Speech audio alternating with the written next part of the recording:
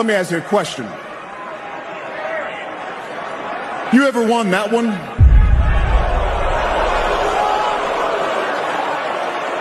All right, we know that was a... Have you ever even competed for one of these? Let me ask you a question. You ever won that one?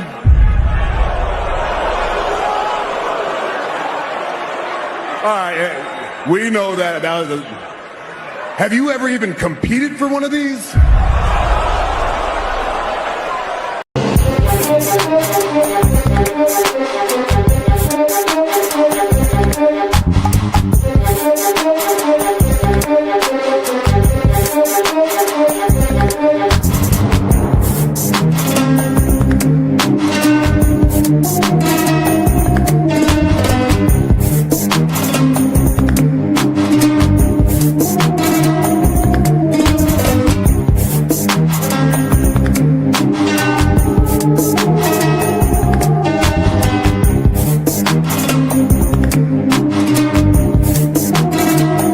My name is Troops, and I am the wise man, and I would like to introduce the reigning, defending, undisputed, undefeated world champion, Carefree Lewis G.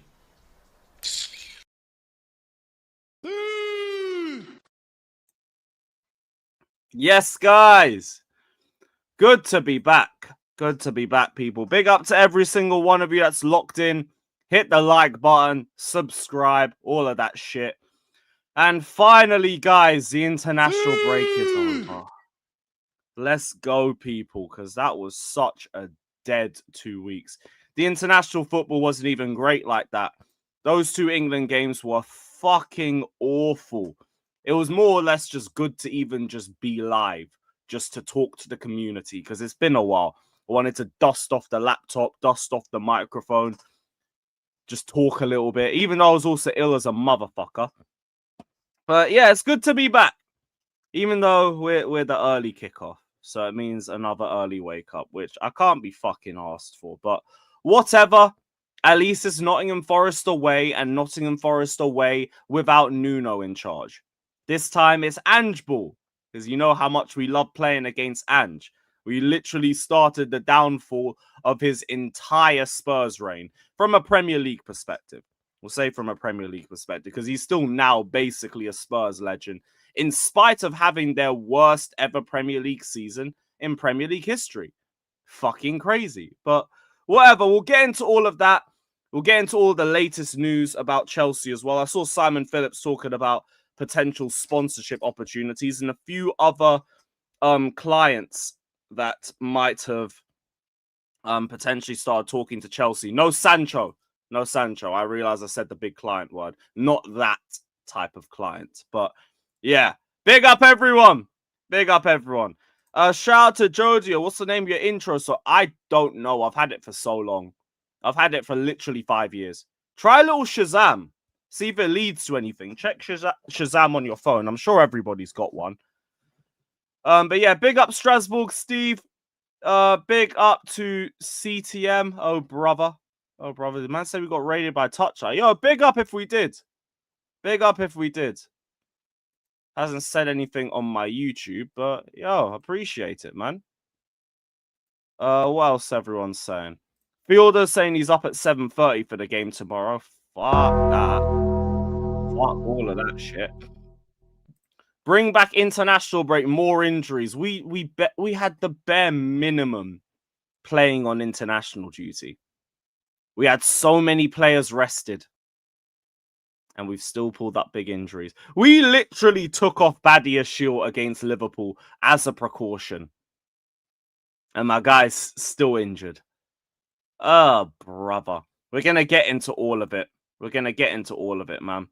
Big up to Daniel, saying Caicedo's been playing hurt for weeks. Yeah, he did have the whole kneecap situation. But even then, I don't necessarily know if he doesn't play. All we've heard is that he ain't training today.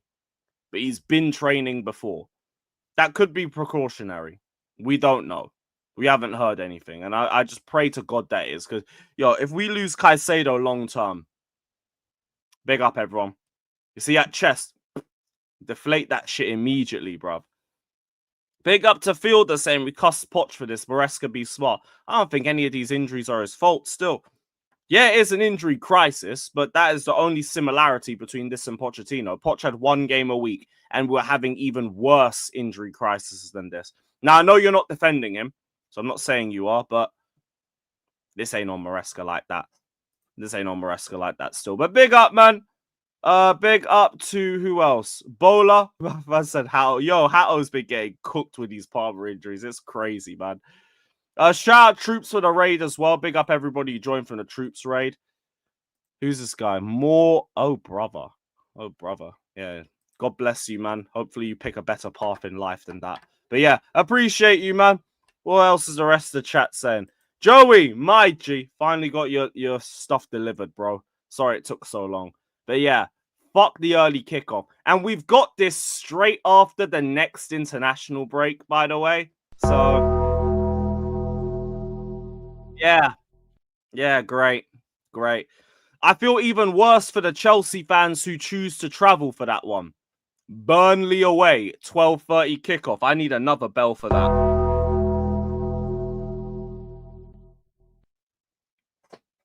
Fuck that. I made a conscious decision in 2022 that I am not doing Burnley away again unless it's a title-winning game. You gotta tell me that I'm winning the league at Burnley for me to think about going to that. Fuck that. There is nothing at that ground. Except maybe Viz, because Viz is back now. Shout out Vizza. But that's long. Oh, the intro song's called Sunny Days. Mad. Need to see if they've got any other music. It might be worth a little change up every now and then. But I like that. That's decent. Thank you for being able to search that, because I didn't even know who it was still. Asuga already. I forgot about this brother. Oh, I forgot he's even alive. Shout out Asugo, though. Get well soon and all that. Maresca gave Ipswich their home win, and nobody cares, okay?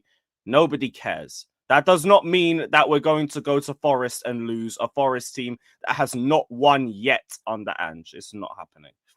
It's not happening. Why do we always do this sky is falling bullshit? Yeah, okay, we've lost Badia Shield. We're going to lose to Forest. All right. No Palmer. We're going to lose to Forest. Whatever, man. Look, at least it's this game. Because we are facing the most out-of-form side in the league. So, yeah. I'm not worried, even with all of these injuries. Still.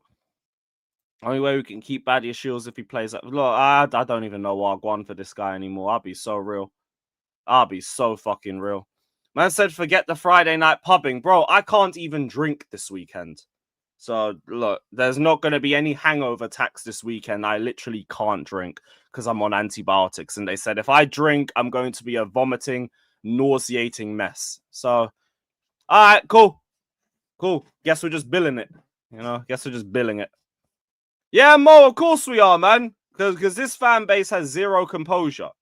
Oh, we might lose to Forest because we lost to Ipswich that one time, innit? All right, cool. Sure thing.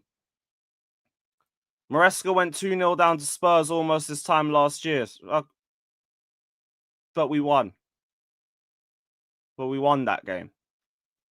Nobody in the away end was worried at 2-0 at all. From someone that was in there, nobody was worried. The only worry would have dropped is if we conceded a third. And is Forest attack even like miles better than Spurs is? I don't know. Chris Wood is out of form as fuck. Ain't heard a lot about Hudson-Odoi. And yeah, Igor Jesus, I think, got a couple goals in the Europa League. And just that's about it. That's about it still. But yeah, Jay, this is why we brought back the crime list. Because, hey, internal solutions, guys. We have centre-backs. Yeah. You've got Badia Shield. Aye, not anymore, man. Not anymore. Rogers, great point as well. Cucurella's boots, man. Fuck that. That was a big reason as well. That and also just Sanchez tax for the first goal. Igor Jesus will bully our defenders. Bro, just say that you don't want us to win and keep it stepping, bruv. Keep it stepping. But it is what it is, man. Big up to every single one of you that's in here. Big up to every single one of you. So I woke up today to this shit. Yo, I just wanted to go back to bed. I just wanted to go back to bed. I'll be so like, what do you do when? What do you even say when this is the first thing that you see?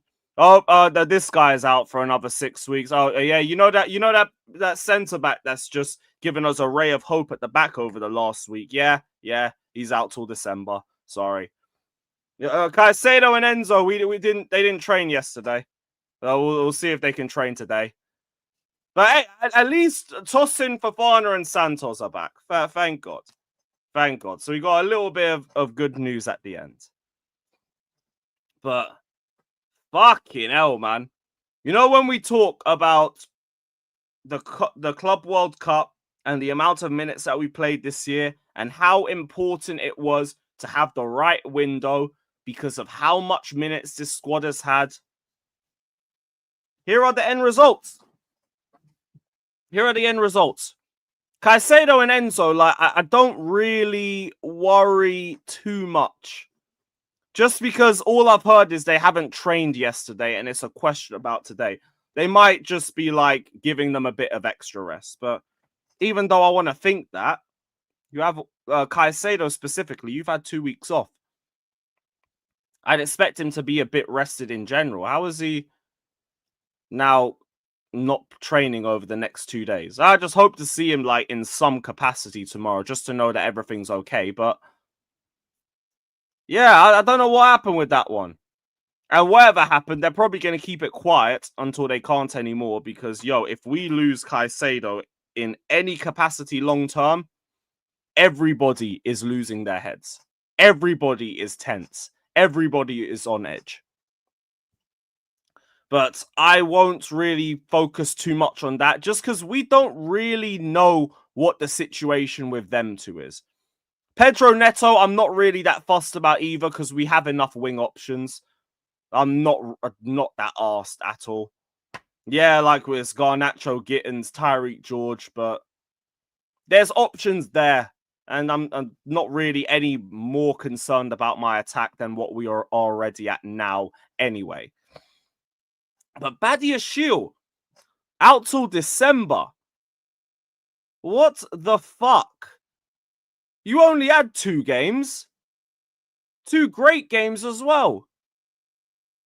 What the hell happened over the international... Well, not in the international break. It's wherever he pulled up with in the Liverpool game. Because we took him off early. We heard it was precautionary. Turns out like it was a good thing that we did take him off that early. Because God knows how long he would have been out for if we kept him on the pitch. But, yo, what the hell, mate? Badiashile out till Christmas. Great. Great. 2 promising performances. And then injured again. We're back to just 1 player that can play out the back, and it's Tosin. Oh, great. At least Tosin can play out the back, but fuck me, this brother is a hologram whenever anybody cuts inside. So I don't really know how we handle that. All I'll say is left centre-back wise, Hato or Achimpong. Hato or Achimpong. If you're not comfortable enough with playing Hato, go and play Josh Achimpong. I do not, under any circumstances, want to see Trevor Chalobah on the left-hand side. I like Trev. I think you're decent depth for us. But you're good on the right. You're not good on the left. You are so uncomfortable on the left-hand side of the pitch. It is obvious to everybody. The progressive passing is non-existent. The decision-making is not existent. The angle bias is obvious. It's fucking obvious. No Chalobah on the left-hand side. This is my number 1 demand for whatever we do at the back. You play Cucurella left centre-back. You play Hato left centre-back. You play Achimpong left centre-back if you have to do it, but it has to be one of the three. Because it cannot be Trev. We have made that mistake enough times this season. And I'll be fuming with Maresca if he does that again, because there is no reason for him to be starting there. Yeah, Daniel, if it's right centre-back, whatever. Whatever. I got no question marks about that. I don't want to hear nothing else about him playing on the left. I said we'll finish 6th or 7th this season. Why do we have so much fucking... let me not even just get into it. Let me not even get into it. But yeah, he has no Chalobah on the left-hand side. At least Fofana's back. Well, back to fitness, or like from the concussion protocol and all of that. And it's good that he's got an extra 2 weeks rest anyway. And yeah, start Fofana. I guess you might have to start tossing. And then maybe Achimpong on the left-hand side. I think that's going to have to be the way we set up when we're in possession. That might have to be how we do it. At least in midfield, like you've got Lavia and Santos. If you can't play Enzo and Caicedo, you can make do with the pair of them. Have Santos the license to roam a bit further forward. Let Lavia be the one dictating from deep. That should work. That should work. Will you be No, I will not be Maresca out over that one decision. For goodness sakes. Why would I be Maresca out over that? I'd be critical over that. But hey. Did he disappear after the Liverpool game too? I imagine. I saw him on Minerals doing the whole Cuck Lake Lewis thing and everything, so I know he's one of the mineral merchants, but it's alright. We let everybody in here. We let everybody in here, even the groomers. Even the groomers. Big up Pacharo, saying, Lewis, do you think WWE went too hard on Andrade? Not really. You're meant to have a 90-day non-compete clause. And then he broke that, so... So you gotta hold the consequence of that, and it is what it is. It is what it is, man. But yeah, with this whole injury situation, it fucking is what it is as well. Caicedo and Enzo, we genuinely can't speak too much on that because we just haven't heard what the situation is. I'm trying to see if there's been any other updates added on that, but I don't see anything. I don't see anything about it. Enzo Fernandez obviously withdrew from international duty because he had inflammation on his knee. We did hear from Nizar Kinsella, though, that he will likely be capable of facing Forest on Sunday. Which is why I'm having a bit of hope that the whole situation with Enzo and Caicedo is that they have little knocks, so you manage their minutes even with training in mind, and then you try and like prioritize them having the majority of their minutes in game. That's what I'm thinking the plan would be.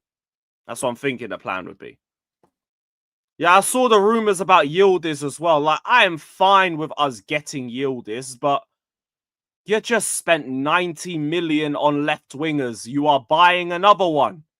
The fuck? That's where I would be pissed off. I won't front. Like, I'd be happy with the player that you're getting because he'd be guaranteed to start for me. But what do you mean another left winger? What do you mean?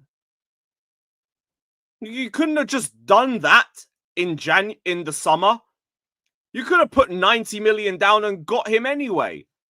But no, we need to get the City graduate. And Win Stanley's got a hard on for Garnacho, so we're going to take him too. Great. I won't know what to feel if we get Yildiz, because part of me will just be angry that we've yet again aired the centre-backs and the goalkeepers. But on the other hand, you have got a quality left winger. You probably have to sell both of them, and then what was the fucking point? Because 10% of whatever you sell Garnacho for, that's going to United. And you got to hold that. Oh, yeah, and we got Quenda coming as... Yeah. Man, what's the fuck? What is the point? A big up Boller, man. Spurs above us until we face them for the biggest crime game of the season. When Stanley won't buy centre-backs in January, I agree, he won't. 10 times failed window. We are Arsenal 2017 100%. I wouldn't go that far and say that because, we are not finishing 5th or 6th or wherever the fuck they finished.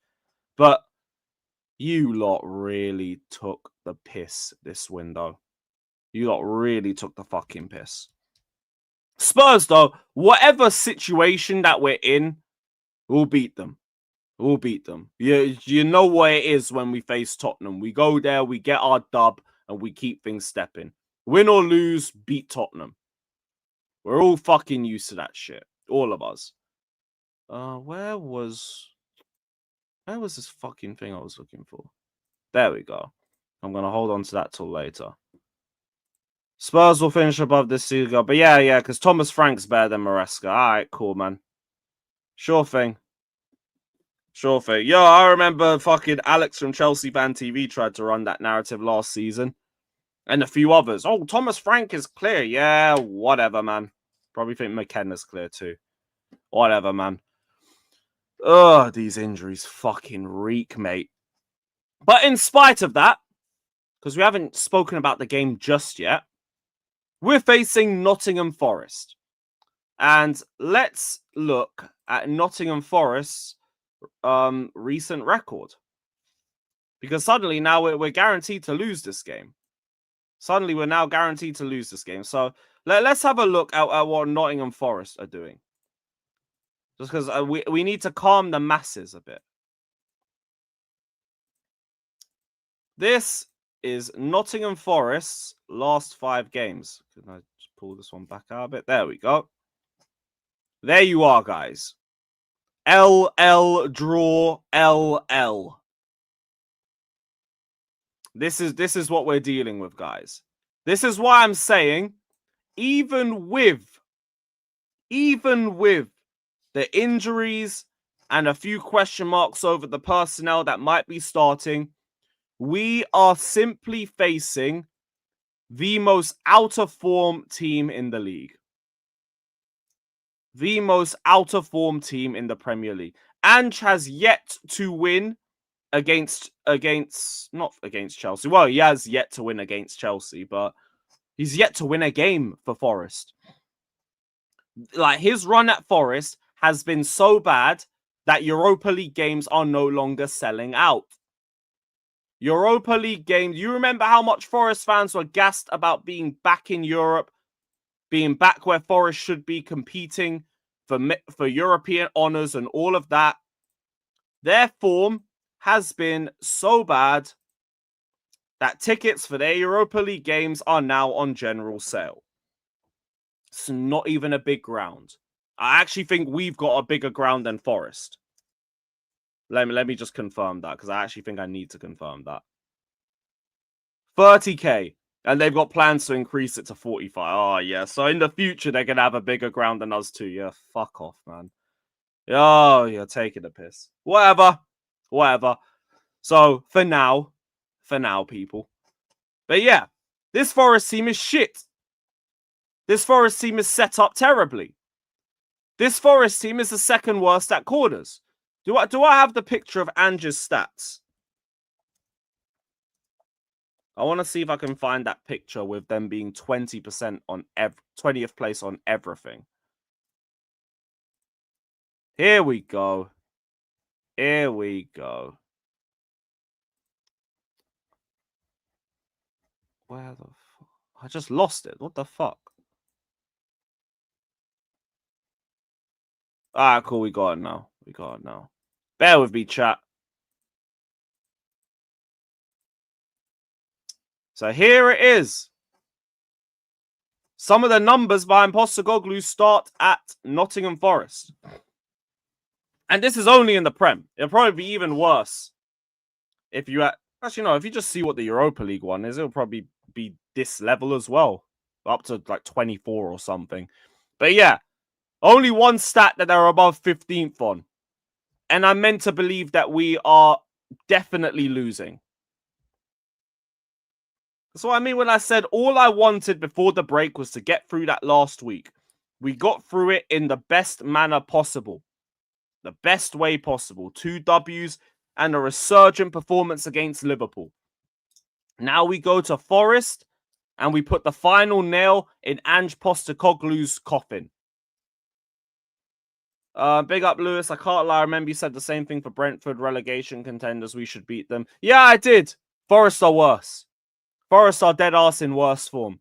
And also then we're still getting ourselves back up to full sharpness after the lack of preseason that we had. We haven't got that anymore. We're now in mid-November. These players should be sharp. They should be ready. So it's not the same. Not the same at all. And also, they're better at set pieces than Forest. Forest are not good at set pieces. So again, nothing. I wouldn't really hear the same about that. The excuse if we don't get the results, Maresca was suspended. No, it's not. We won our last game. Maresca was suspended for. Maresca watching this game from one of the hospitality seats would probably be better for him because he'll get a better view of the game. So no worries at all. No worries at all. So yeah, and also all of the pressure is more on them than us, which is why I'm begging so much that we get an early goal. Go and get an early goal. Because if you can do that, suddenly all you're going to hear around the City ground is a ton of boos. You're going to hear hella booing, bruv.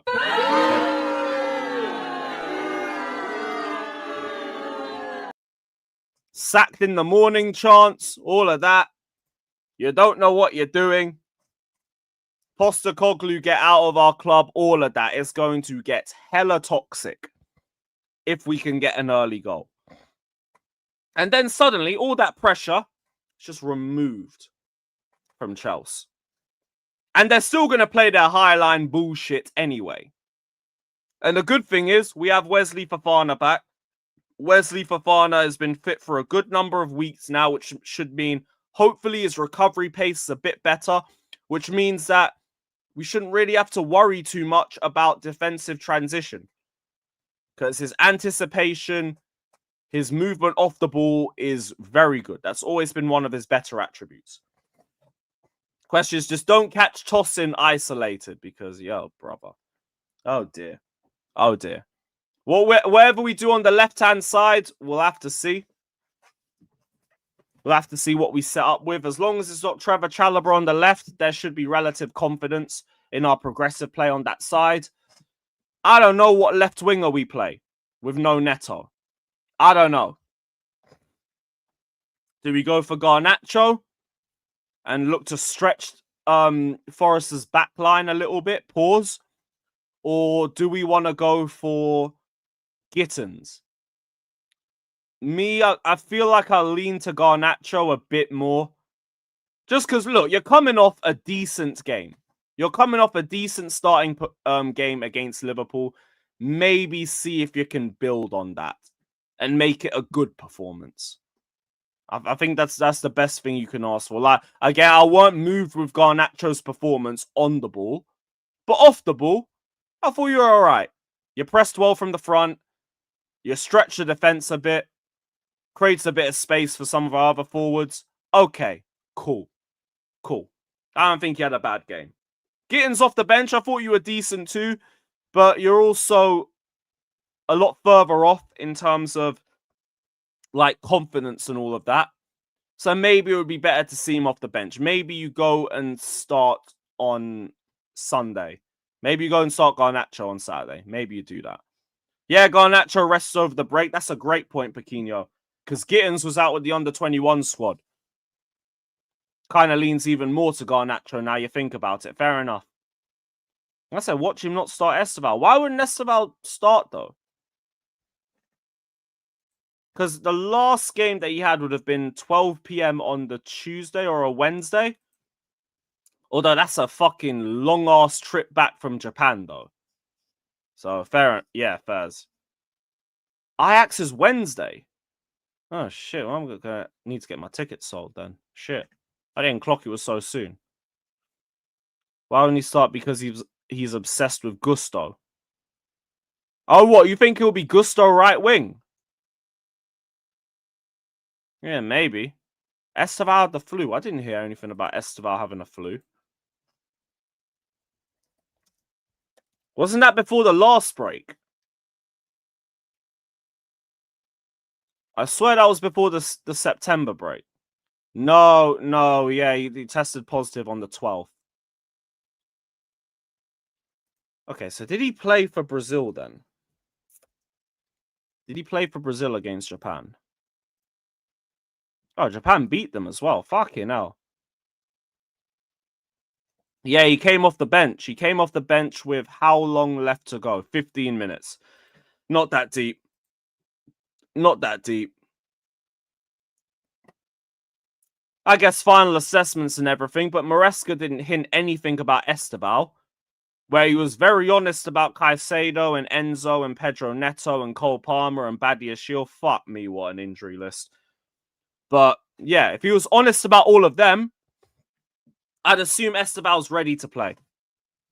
I'd assume he's still ready to play. So I guess you probably see Sanchez, James, Fofana. I was gonna say Badiashile.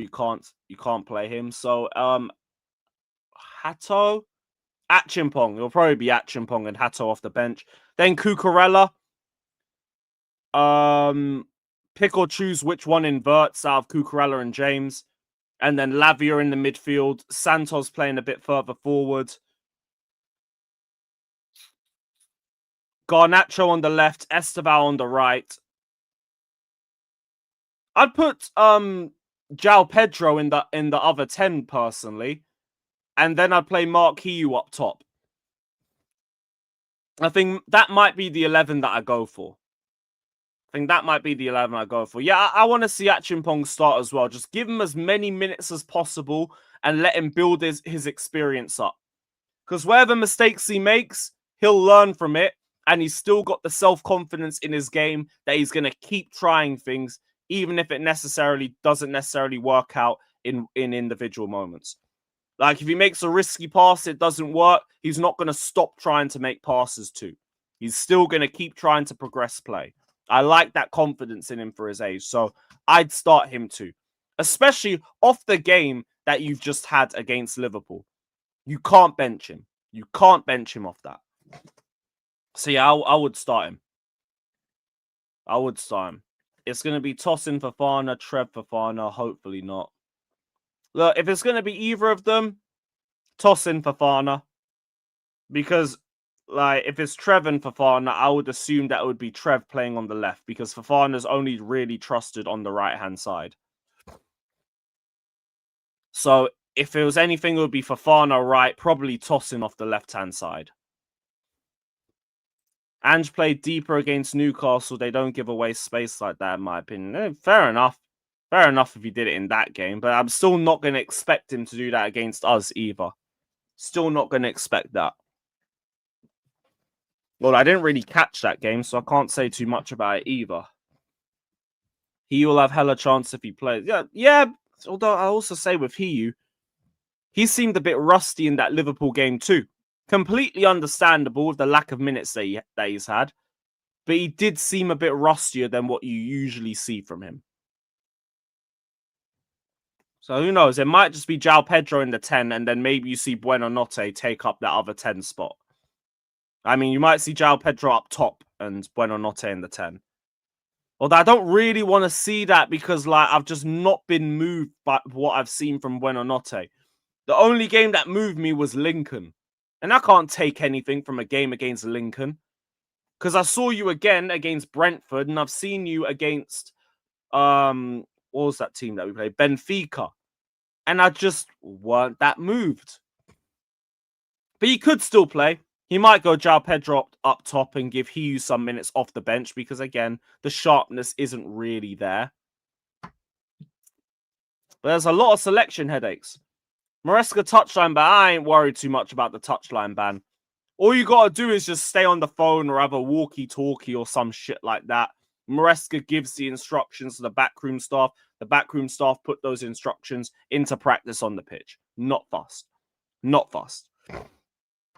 And even then, at the worst, you might see us just play a little bit more passive, a little bit more slower in possession, especially if we're in the lead, which I'm fine with.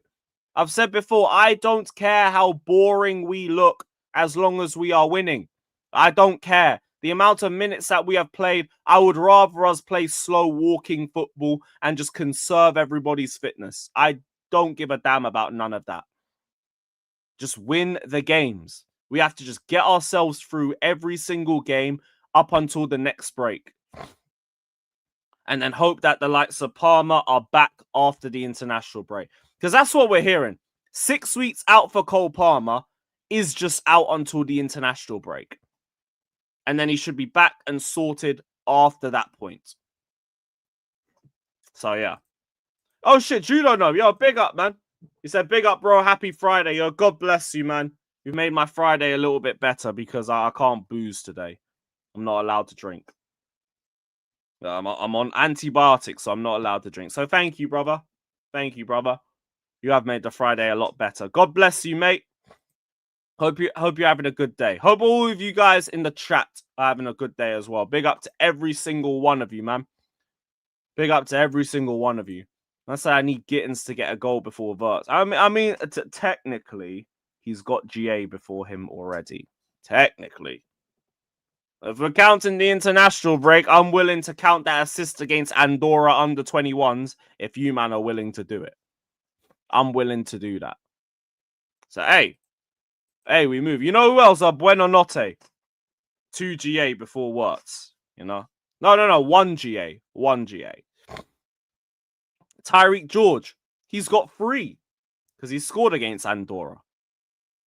We're with it. Esteban training yesterday. Yeah, same as Caicedo and Enzo. I've seen them in training.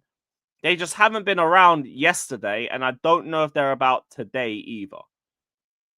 Just not too sure. I've seen this. This is false, by the way. It is 1 shot in 5 games. DR Sports lied. They were lying. Because as soon as I saw that chart, I went on SofaScore and I had a look for myself. And João Pedro had a shot against Liverpool. He's just not really been in goal-scoring positions like that because we've needed him to facilitate and build up a lot more. But, yeah. I don't look at that and have any concern about the player that we've signed. And I don't think anyone here does or should do either. Like, okay, yeah, João Pedro's had 1 shot in 5 games. Has he been crap for us this season? No. Absolutely not. So, yeah, I wouldn't really take too much into that anyway. Like, of course, DR Sports would drop that because man like Gyökeres is getting cooked left, right, and center, and they want to try and drag João Pedro into the Dutch pot. Here's the difference, right? João Pedro won't get a lot of shots in games, but you will watch him, you will see the quality that he brings to the team, and you know that once you got the likes of Delap and Palmer back, you ain't got to worry about João Pedro. You look at Gyökeres, you look fat. You turn like an uncle. You turn like a fucking truck. Nearly everything I've seen with you on the ball is you slipping on your ass. You just look like shit. And you've scored in 2 games out of 9. We were told you were meant to be a bagsman. So, hey. Where was João Pedro when we first joined? I said I expected him to be helping us a lot progressively. Through progressive dribbles, through progressive passing. What I saw in the World Cup was just a lot more on top of that. And it was magical to see. But man, I realize we've seen like João Pedro and Palmer start together in, I think, 2 games. I think it's only been 2 games that we've seen them started. You can count United for number 3 if you really want to. Because Palmer like played the best part of 10 minutes. So if you want to add that, you can do it. But he's played 3 games. And like only really had 1 starting game with him. And Palmer was rusty as a motherfucker in that Palace game. The only other game was Bayern. So, yeah. I want to pretend that João Pedro's been bad. You go for it. I did see they were trying to do it on back again. You can try, but João Pedro is not Yok Tua. He's not Yok Lesnar. So we ain't hearing it. Yo, big up, man. Big up, my G. I know it's Jabbo, but for some reason they've changed everybody's names again. I don't get it. But yeah, we need to keep winning. We need to just keep winning. Isn't out and out number 9 and Kunku 2.0. I actually agree with that. That's why losing the lap has been such a pain in the ass. Shit's been so shit. There you go. Exactly what I was saying, man. These lot are trying to deflect from the likes of fucking Gyökeres. I'd say Sesko, but I think he bagged in his last game. Isak, all of these, man. And they want to try and drag João Pedro into it. It's not the same. It's not the same. For starters, João Pedro costs less than both of them. For starters, João Pedro has done more than both of them. He has achieved more than both of them since leaving. And just to add to it as well, he's facilitating. And facilitating well. Which is basically what we expected when we got him anyway. So, cool. You run whatever narratives you want to run. We on this channel are here to debunk the narratives against our gargantuan, glorious, and majestic institution. The fuck? Osimhen bagged the Hattie, but we didn't go for him because of the way. Nobody wants to pay 350k a week for Osimhen. And I like Osimhen. That was my dream striker signing. But nobody's paying them wages. Man want to cuss out Chelsea for doing it. Why is the whole of Europe aired Osimhen except Galatasaray?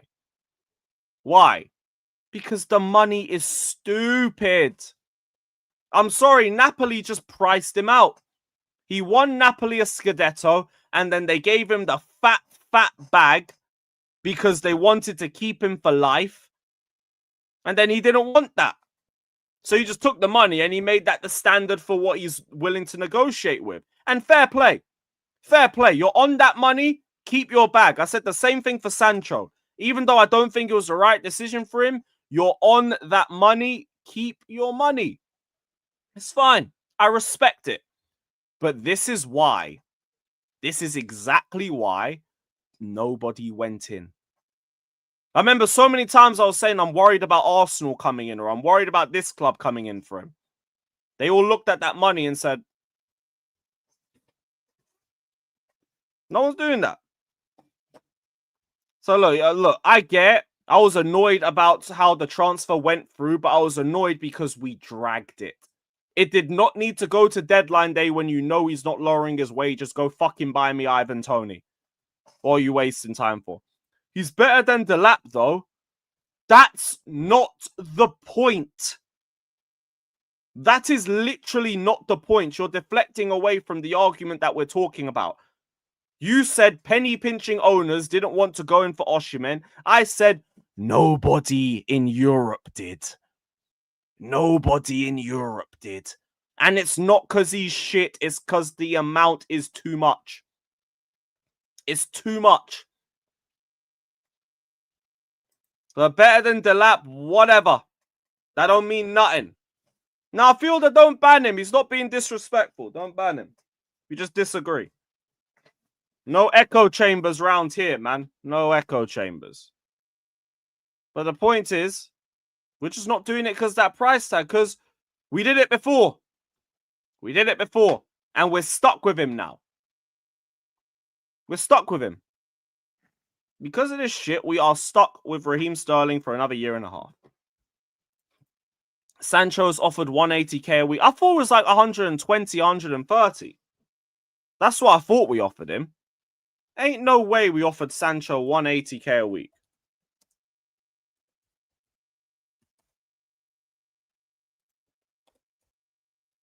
Again, while we're doing all of this, where is Caicedo's contract extension? The fuck? Can we just give him his money already? I did see a Pies briefing about it a few days ago. Where was it? Where was it? Although it was a Fabrizio non-post. If he even posted it. So several clubs will always be attentive to a top player like Caicedo, but that's it. He's focused on Chelsea and is happy at Chelsea. His change of agent is not due to an imminent transfer, and Chelsea still intend to reward him. But he is already on a big salary and long deal, so no rush. No rush. Fine. I do hear that because he's contracted till 2031. So you wouldn't have to worry about what you're doing with Caicedo for another 4 years. But look, can you just give him a bit more money, you know? Just give him a bit more money. You know, I just appreciate this guy so much. Like, Moises Caicedo, that's my dog. That's my favorite player right now in the squad. This brother is straight impenetrable. And no, JJ, I didn't see that, but I saw Caicedo got a new agent. He got rid of Ali Barat or whatever his name is. He said he's only dealing with people that he can trust. Which sounds like to me, it might have had something to do with the contract negotiations. If I'm making an educated guess, maybe like Ali Barat was pushing for too much money or something, or he was what was stalling negotiations. Because Moy loves the Chelsea. He's proper fucking Chelsea. That would be my guess. But same way, look, can you just give him the fat bag already? Give him 200, 250. How about this? How about you just set out the contract and you just leave the amount of money on the contract blank, let him write how much he wants, and then just give that to him. Because he's the best midfielder in the fucking league. Top 3 in the world. I said it on Hassam's channel. I will stick with it. He does not sit on the table with Rice and Gravenberch. He sits with Rodri and Pedri. That's where he's sitting. That is where he is sitting. That is who Moises Caicedo is whining and dining with. So, pay him as deserved, please. Please, I'm begging you. I'm begging you, man. Like, I'll even contribute a little bit to it. I think I've got a £5 in my back pocket or something. Do I have anything in here? No.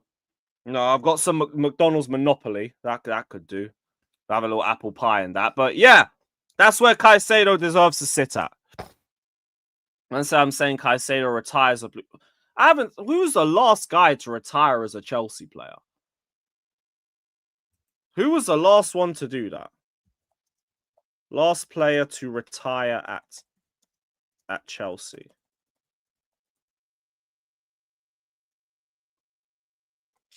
AI told me Eden Hazard. Fuck off, man. Fuck, it wasn't fucking Hazard. But whatever. Last player to retire at Chelsea. I don't know. Paulo Ferreira. No, Hilario. Henrique Hilario was the last one to retire at Chelsea. Fucking mad. Cahill. Yo, shout out Judo Gnome. Judo Gnome in the chat. If you got a membership off him, give thanks. Give thanks, man. Yo, big up Judo Gnome. God bless you. That's fucking cold. It wasn't John Terry. He went to Aston Villa for a year or two. It wasn't John Terry. Was it Cahill? I don't remember Cahill going anywhere after Chelsea. No, he went Palace and Bournemouth. I'm bugging. I'm bugging. Yeah, so it might have been Hilario still. It might have actually been Hilario.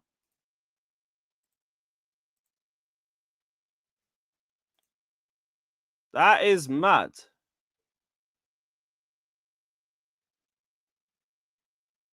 Yeah, I think it might have been him. I can't find anybody else that did it. John Terry, obviously Drogba came back, but I think he went to like Montreal afterwards. PSG versus Strasbourg. Well, when's that? Oh, 7:45. Nah. I'm going to be out still. I'm sure Steve will be doing a watch along or something there, so keep a lookout for that. But I'm going to be out. I'll be out still. But yeah, big up Judo Gnome for the members, man. I don't think anybody else retired at Chelsea before. Danny Drinkwater. Yo, yeah, you might be correct. Because he was technically on still contracted to Chelsea. It might have been Drinkwater. Yeah, Drinkwater retired after his last loan. So technically, no. He let the contract expire and then retired a couple months afterwards. So he don't count. Hilario, you are the last one to retire for the Gargantuan Blues. Man said, aye, there's the next one. Mate. Man like Mudryk. All right, cool. Yeah, we'll run with Mudryk for the shamelessness. It weren't Masunda. That is mad. Would you sell Caicedo for 500 million? Oh, I don't like this question. Because look, technically, it doesn't make sense. You could put that money towards like strengthening every other area in the squad, but I still wouldn't want to, I still wouldn't want to. But I get it. You strengthen every other area of the squad. Fair point. Chat, you're cooking. These lot won't use the money the right way.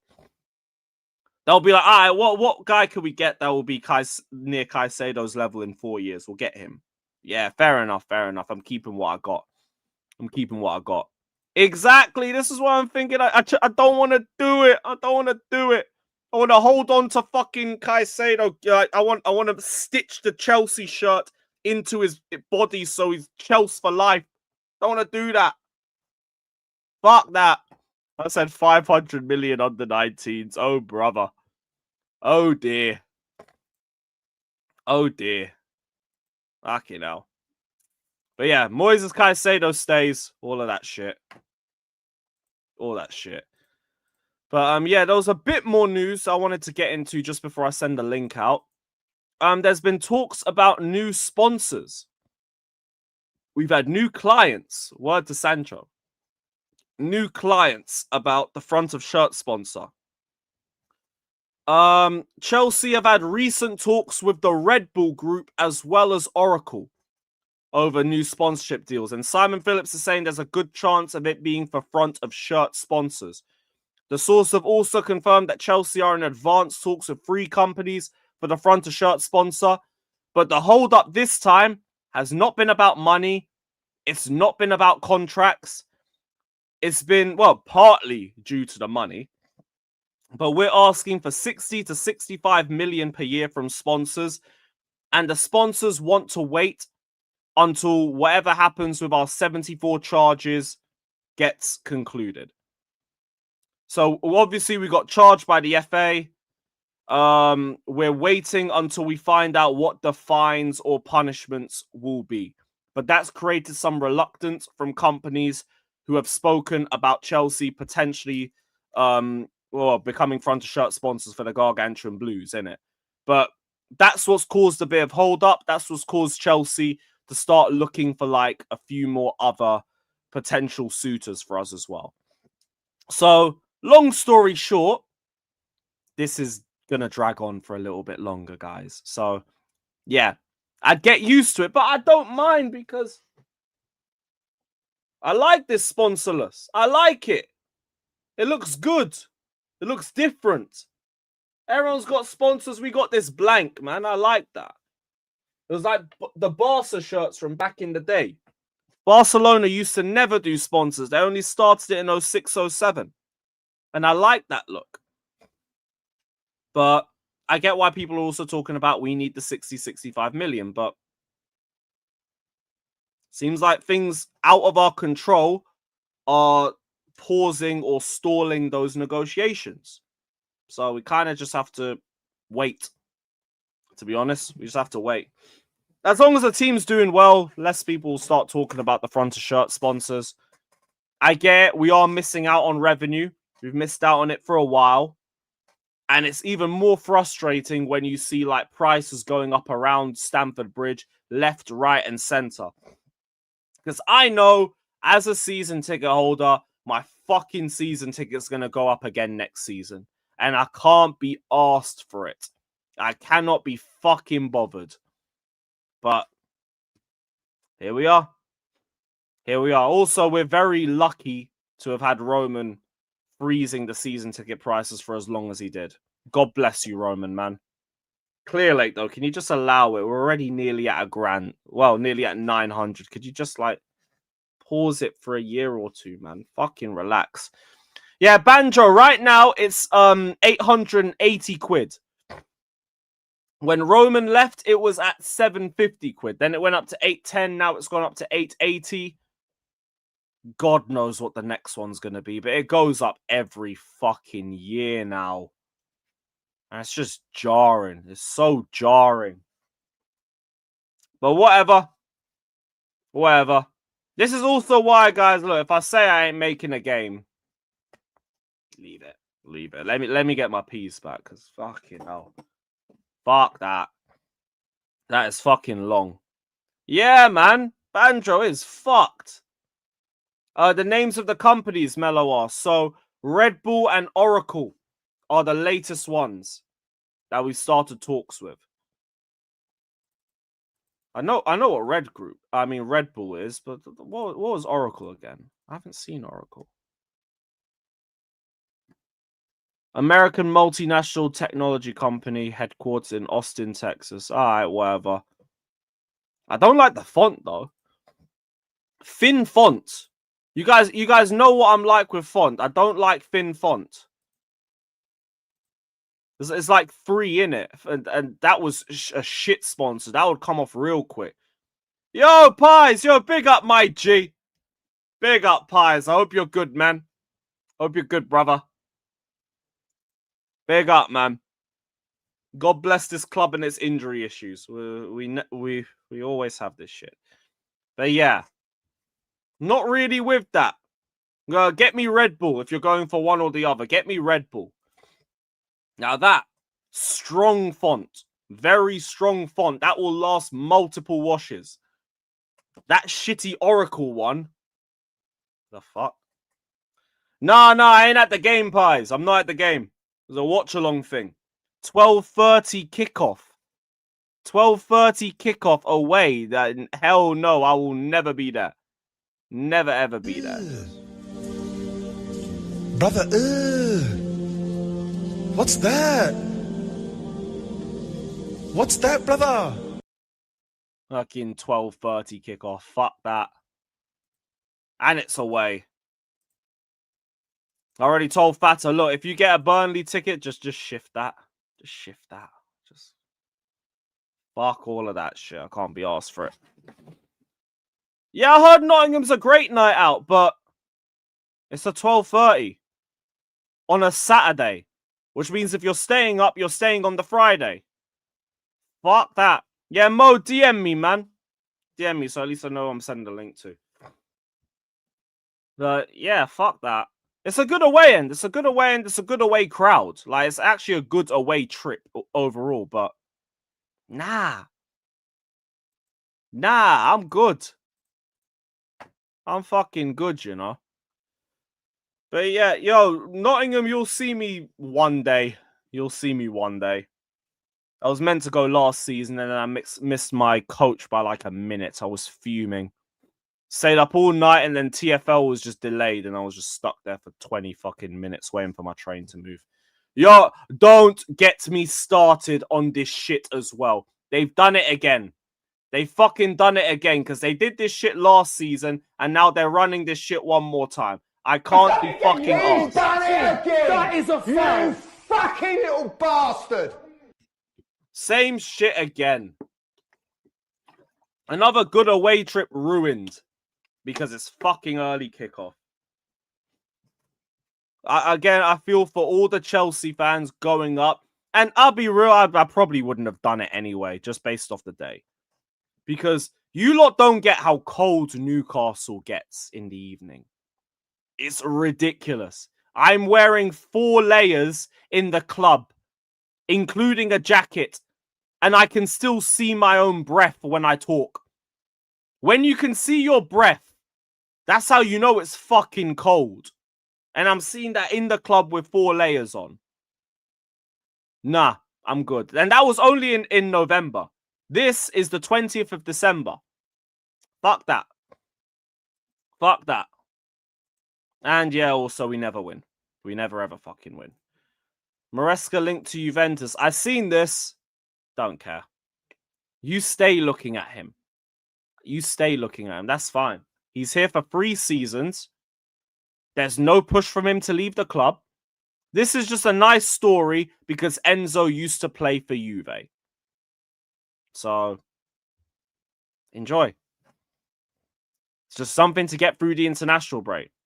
How do they... I don't know, because like, as cold as that was, please believe I saw girls going to the club wearing next to nothing and them little tight dresses in that cold. And I was just looking at them like, you man are psychos. You man are fucking psychos. How?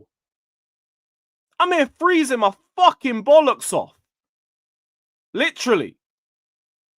A man just there in the little shorts and all that. Okay, fine. Whatever. Fair enough. If you can do that, you can do it. I don't know how much alcohol you had to ingest to be able to do that, or whatever substance, because there has to be some substances involved, but fair fucks.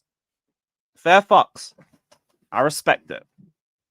That will you won't see me in the winter in anything that is less than 3 layers, though. Fuck that. And I need a thermal.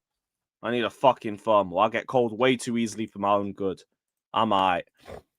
But yeah, let's get this link sent out to the panel. Big up to every single one of you that's locked in. Hit the like button, subscribe, all of that shit. Up the blues.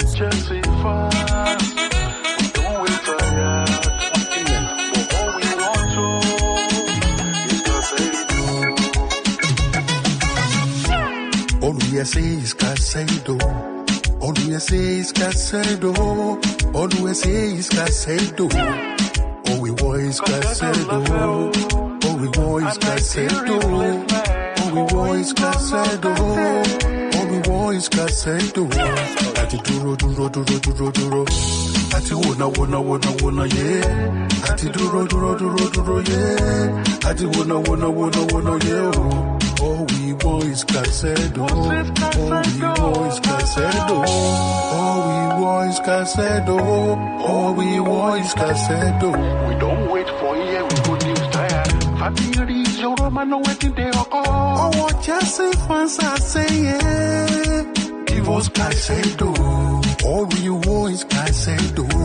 All we want is Caicedo. All we want is Caicedo. All we want is Caicedo. Give us Caicedo.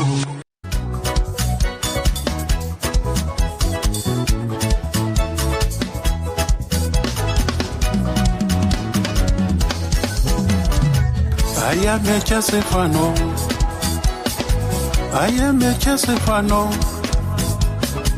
We lose together. Nearly done, guys. We are as we fall together. I am a Chelsea fan. I am a Chelsea fan. We lose together. We are as we fall together. I am a Chelsea fan. I am a Chelsea fan. Cool, I think that's everyone. Yes, Nathan, what are you saying, man? I'll be all those. About time, man. We get to see Chelsea again. It's been a minute. Yeah, it's great to be back. Just a shame with more injury updates. Just quickly on this KG thing, I remember I said a week or two ago that I didn't fuck with the goal music at all. I feel like I've changed my mind in recent weeks. I don't mind it. And I actually think now for the lesser games, it actually does keep the atmosphere and the celebrations going a little bit more. Because, you know them like dead home matches where you know you're winning and the crowd's just a little bit like quiet. At least keeps them chanting a little bit for longer. So I don't mind it anymore. I just think the one thing I'd say, don't play the music immediately after the goal. It doesn't have to be that fucking second. Let them celebrate a bit. Do what Palace did. Like, they have the whole celebrations. The announcer comes in and like they announce who scored, then hit the music. Because then you extend it for a bit longer and you let the fans just get their little celebration out of the way too.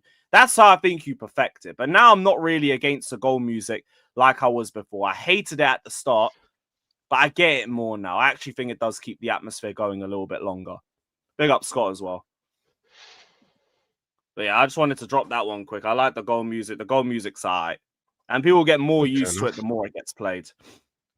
But yeah, how are we feeling with Badiashile out? Palmer's got out for longer. Yeah, He's out for 6 weeks. Yeah. Caicedo and Enzo are doubts. But And only doubts.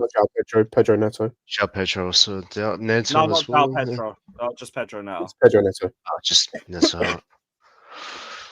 Yeah. Well, I mean, we're playing against this Forest team, so I mean, look, I know maybe it's copium, but we should have enough to beat them. But that's not great. It's not great news. I can't lie.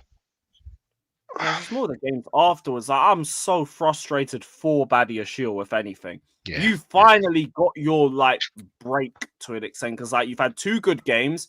People are now looking for you to start more games for us and give us a little bit more relief with Colwill being out for the remainder of the season. Yeah. Boom, out till December. He's out. Just like that. No, we Right, got now, suspended. Oh, What was it for bad issue? I don't know if it said an I'm not actual. sure. I don't know if it said I think it was just a muscle issue. I don't know if they reported the muscle. If it's Yeah, a I don't know hamstring, what by the way, if it's a hamstring again, I'm already on the sell him thing. If it's a hamstring, he needs to leave immediately. I'm sorry. Let me see if I can immediately. find. I don't care. All I know is whatever he pulled up with against Liverpool, it's probably that. Yeah, that's I assume as well, but I don't know what that was. I assume it was hamstring, which if it is, that's him doing it again, which is why I say get rid immediately. But I don't know, I'm gonna see if I can go back to the moment that he got injured and see if I can just make a guess. I think it was a of what it is. hamstring because it was when he was chasing Salah. Oh, fuck it. Yeah, then that would be. That's what I would That guess. Yeah. Where the fuck is the... That makes it even more surprising that they said December. It's not surprising. I mean, you'd think it would be a little longer considering how he's dealing with If Fofana and it's Reece. a strain, that's 2 months.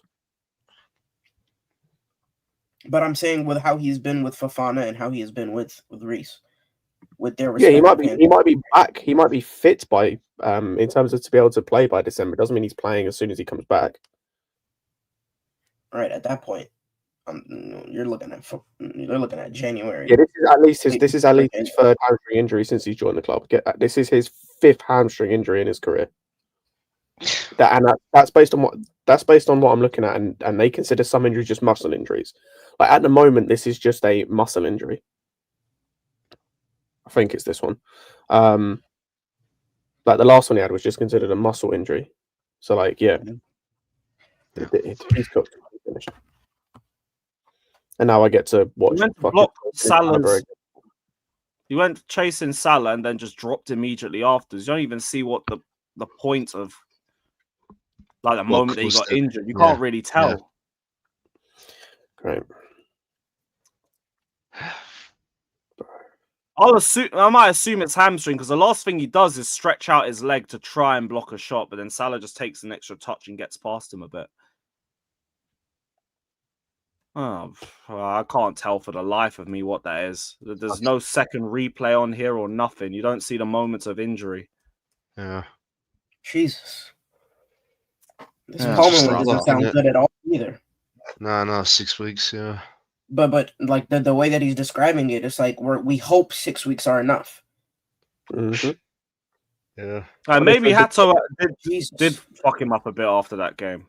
Well, this is also an injury that apparently he's been holding for a while, and so he's been playing through it, and it's one of the worse than yeah, because of where it is. Every time he kicks a football, depending on what side it is, but I don't think it matters if it's just a general groin problem. Every time he kicks a football, he's stretching it. Yeah. Every single time he kicks a football, and he plays football for a living, so it's not like he can just not kick a football. So. And they said that he's trying, they're avoiding surgery, so it's gonna take longer to heal. It's always the last resort. Yeah. Yeah, it's just fucked. Boy, but like, boy. honestly, I'm not surprised. He played 90% of our games last season and played 90% of our games this season because his backups were incompetent. Non-existent. Yeah. This is what happens, and like we're in this position again with the centre backs because of incompetence of our sporting directors. We're in this position with the striker where our striker, number one, isn't really a striker, but is also playing through injury because we don't have a backup or an adequate backup, I'll say. Well, he is supposed to be the backup. Bro, he wasn't good enough to be third choice last season. He wasn't good enough to start in the Conference League regularly for us until Nkunku got injured. And now he has to play in the Premier League. Or our starting striker, who isn't really a striker, as it turns out, will get injured because he was supposed to be the backup.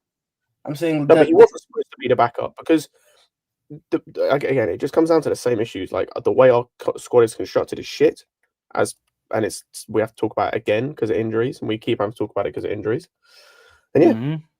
No, for sure, Scott. But I'm saying, like, when we walked into the season, we thought Delap would be our starting striker, and then Pedro playing the not backup role, but filling out within the squad. Based on the club playing at Cam or left. No, not even based off of that. Based off of what Enzo was saying himself. He said we had them two as our primary strikers, and that we didn't have a backup after that. Yeah, that's the point. You had two strikers, one of which played Striker Club World Cup and was good, but we're not playing the same way, and it was also not the same in terms of the physicality of this league is different to the physicality of playing in the Club World Cup because the type of teams you're playing is much different. And also, like I said, we're not playing the same way.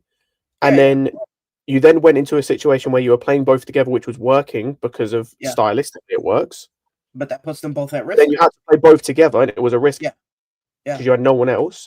Because the guy you had that was in that spot, you didn't want because you needed to make money because you spent hundreds of million on shit.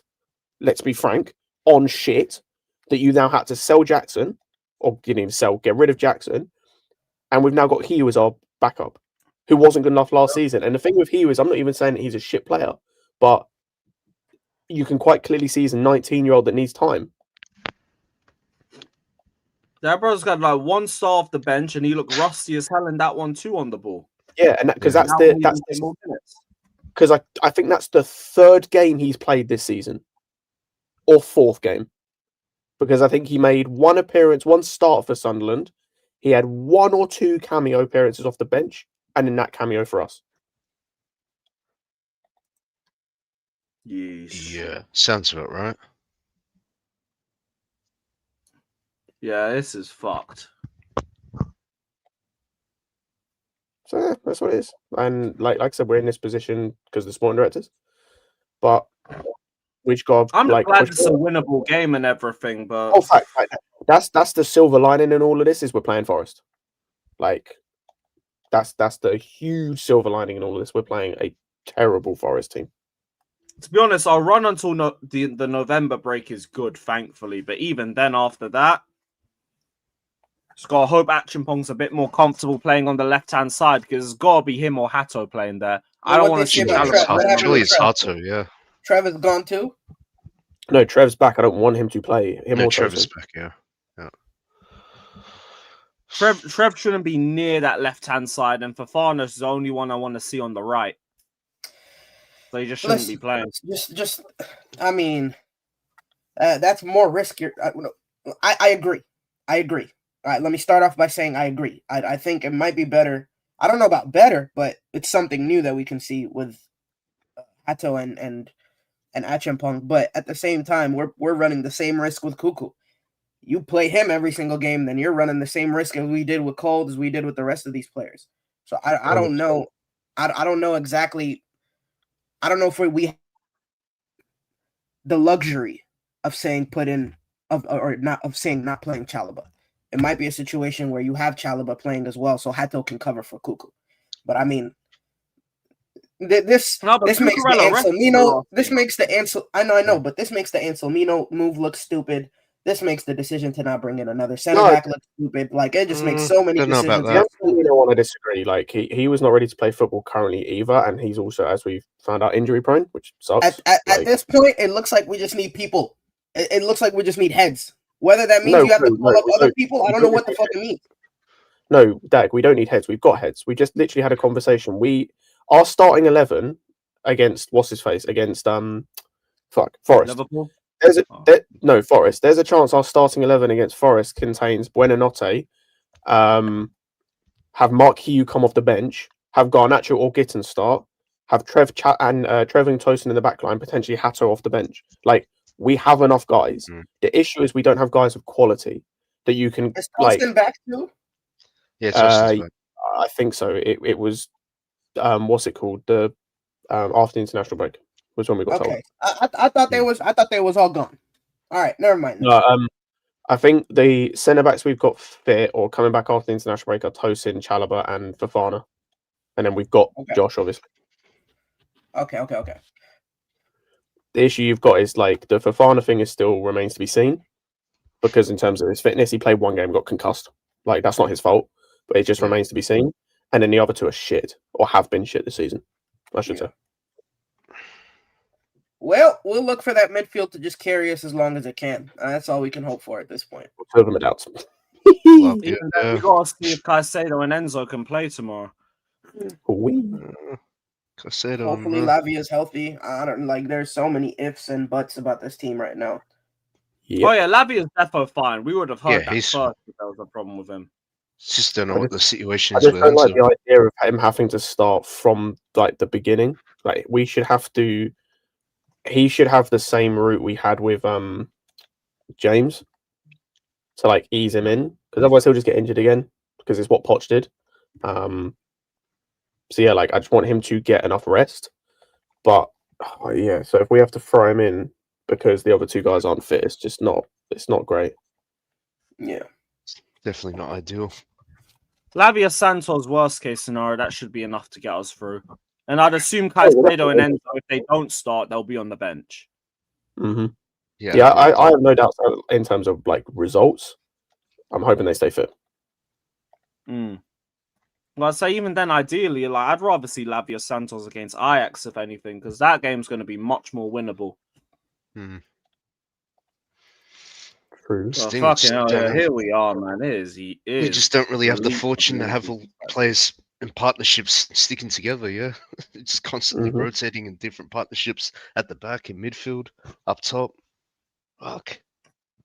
Really, if we can just keep the wins going, though, like we'll be in a very good position going into November. That's all I can ask for.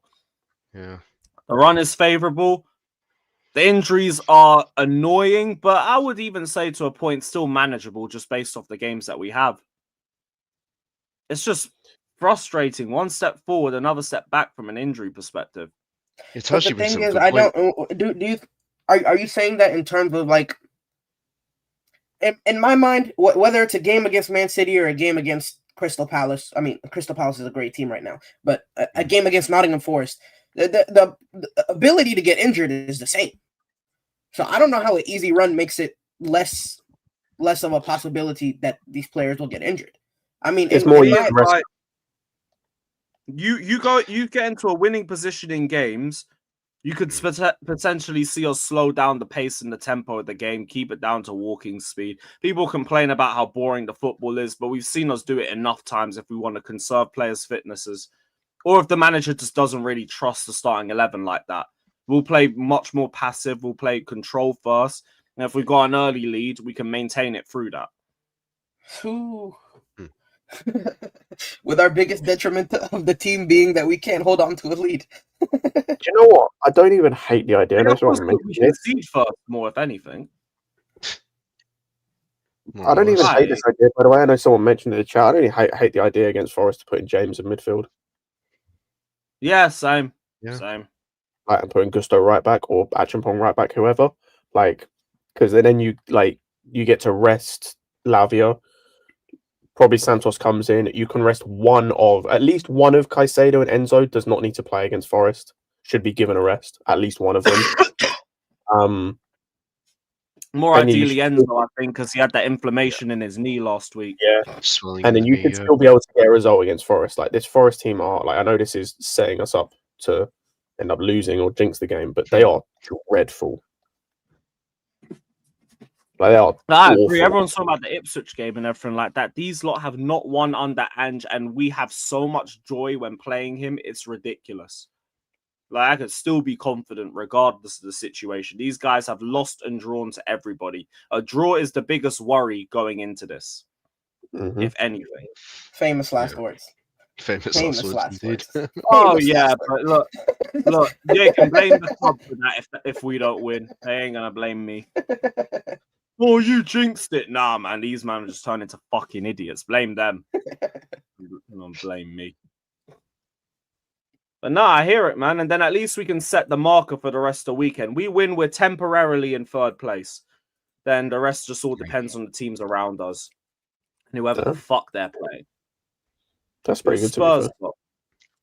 Who's Spurs got? So Spurs have Villa. That could be a potential banana slip.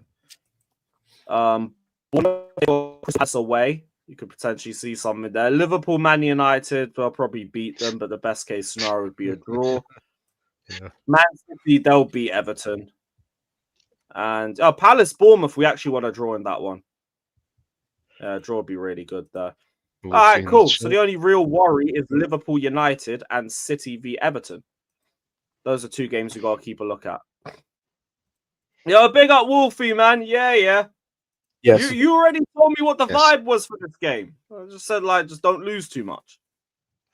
So we're with you. I'll give you a deal now. A 2-0. A 2-0 deal. We'll take that. We'll leave right now. Shake hands. Deal? Lovely. Thank you, brother. But yeah, we should still be smoking them anyway. And who knows? We might actually help Forest because we'll be the final nail in Ange's coffin. And you guys can go and get Sean Dyche, mate. That's funny as fuck. Oh my days! Yeah, I'll be real. Like the way they've handled their managers this season has been fucking awful. I'll be real. It's been beautiful to watch. I've been praying on their downfall, and it happened. I prayed for times like these. I prayed, and it happened. In the words of Drew McIntyre, I think their owner's a piece of shit. Like the whole, I'll be real. Like really, what really turned me off the team, or really make me want them to fail, is the whole Crystal Palace thing. Oh yeah, they caused them to get demoted out of the Europa League. It's not an issue when it's them doing it with Olympiacos and shit like that, and him owning two teams, but it's an issue when Palace and that's ever since that happened. Like I've wanted them to lose. Like UEFA. I mean, John Textor was kind of more to blame for that, though. To be fair, but. No, but it's like it's one rule for someone, one rule for another. Like Manchester City still owns Girona, and they played in the same competition.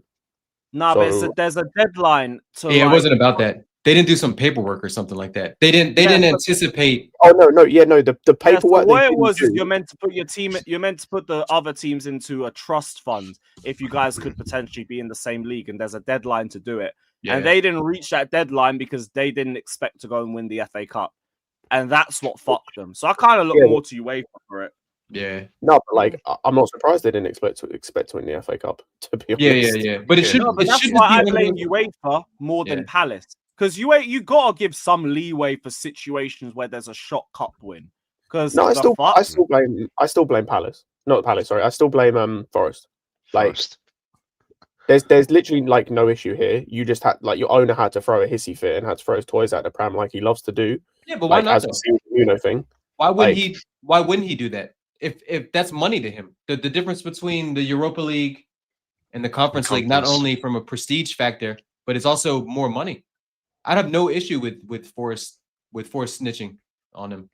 Was it Forest snitching though? Or was it something that just came to light? Because no, it was Forest snitching. They would there was no issue. Yeah, there was no issue in terms of it didn't become the issue it became until the Forest owner snitched. But it should have been an issue. Like at some point, somebody should have.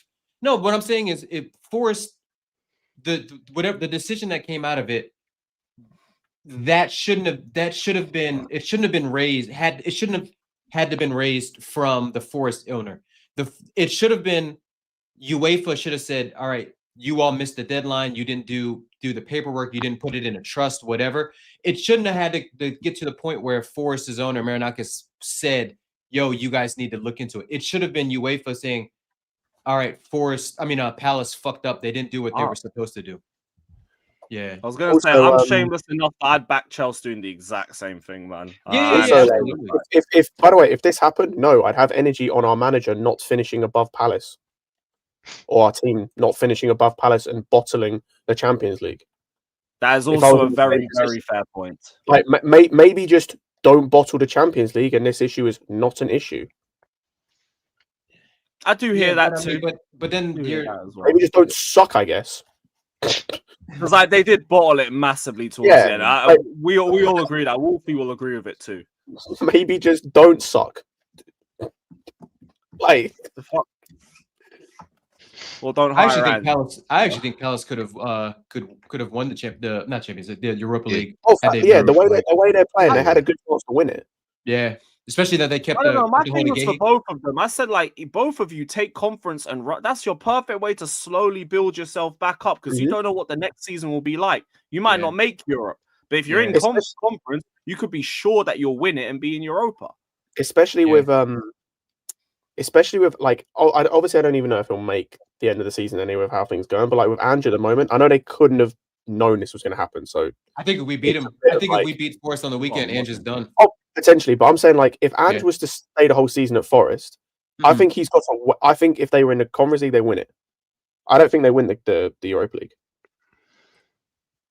Yeah, I can see that. But to be honest with you, with that Forest squad, CJ. It doesn't matter who their manager is. I think they could as long as that manager is halfway decent, they could win it. Oh yeah, they should. Like their squad is good enough. Like in terms to at least compete. But I think with the system and everything, like I don't think they win. But I think they would have won the Conference League. So I think we'll see. I mean, they just have too much talent, maybe. But we'll see. Leo. Conference League is beneath my club. Conference League beneath. Yo, I want front. This Europa League list is a bit mid as well. Fuck it. Real Betis, there's a good one, but they just drew 2-2 with them. Who have they? Let me have a look at Fenerbahce. Yo, this stinks. Yeah. I mean, last year the Europa League stunk. If we would have been in Europa League, we would have walked the Europa League just like we walked the Conference League. Respect conference, man. They've lost one and drawn one. Jesus Christ. Who's that? Yeah, they had a terrible start. Who did they? They played Midfield. Oh my days, yeah, bro. Oh yeah, that's right. Yeah, Europa League is going to bro. They're not. I genuinely. Did they make it through to the next round? Because they won their first Europa League under Nuno, right? The first Big Up Prime. What was that? Big Up Prime. They Forest won their first Europa League group stage or group match against Nuno, right? They drew their first game. And that was Nuno. That was Nuno, right? That was Nuno. Yeah, that was against Betis. Where they, to be fair, they probably should have won that game. They were 2-1 up and then conceding the 85th minute. I remember that. But they at least got a point. Yeah, they lost to Midfield 3-2 in their. Force fan saying that was Ange. Oh wait, was that Ange as well? Yeah, okay. All right. I do remember that. That was when their center back got hurt, right? One of their Milinkovic. Big up Yasser. Or was it Milinkovic or Murillo? One of the two. Yeah, one of them got hurt. I think both of them got hurt, but I think one of them was more long. Murillo's out now again. I think. Yeah, I think he is. Yeah. No, I thought he came. I thought he was coming back. You know, I think he came back in the last game and got injured again in the last game. I think. Maria. I'll check, but I'm fairly certain. What's it called? Lewis, didn't you do the preview with Wolfie? Because I was hearing. We did a preview yesterday. Back. Didn't they say Murillo was coming back on the Forest side? No, Murillo's back. Yo, big up, Wolfie, big up, man.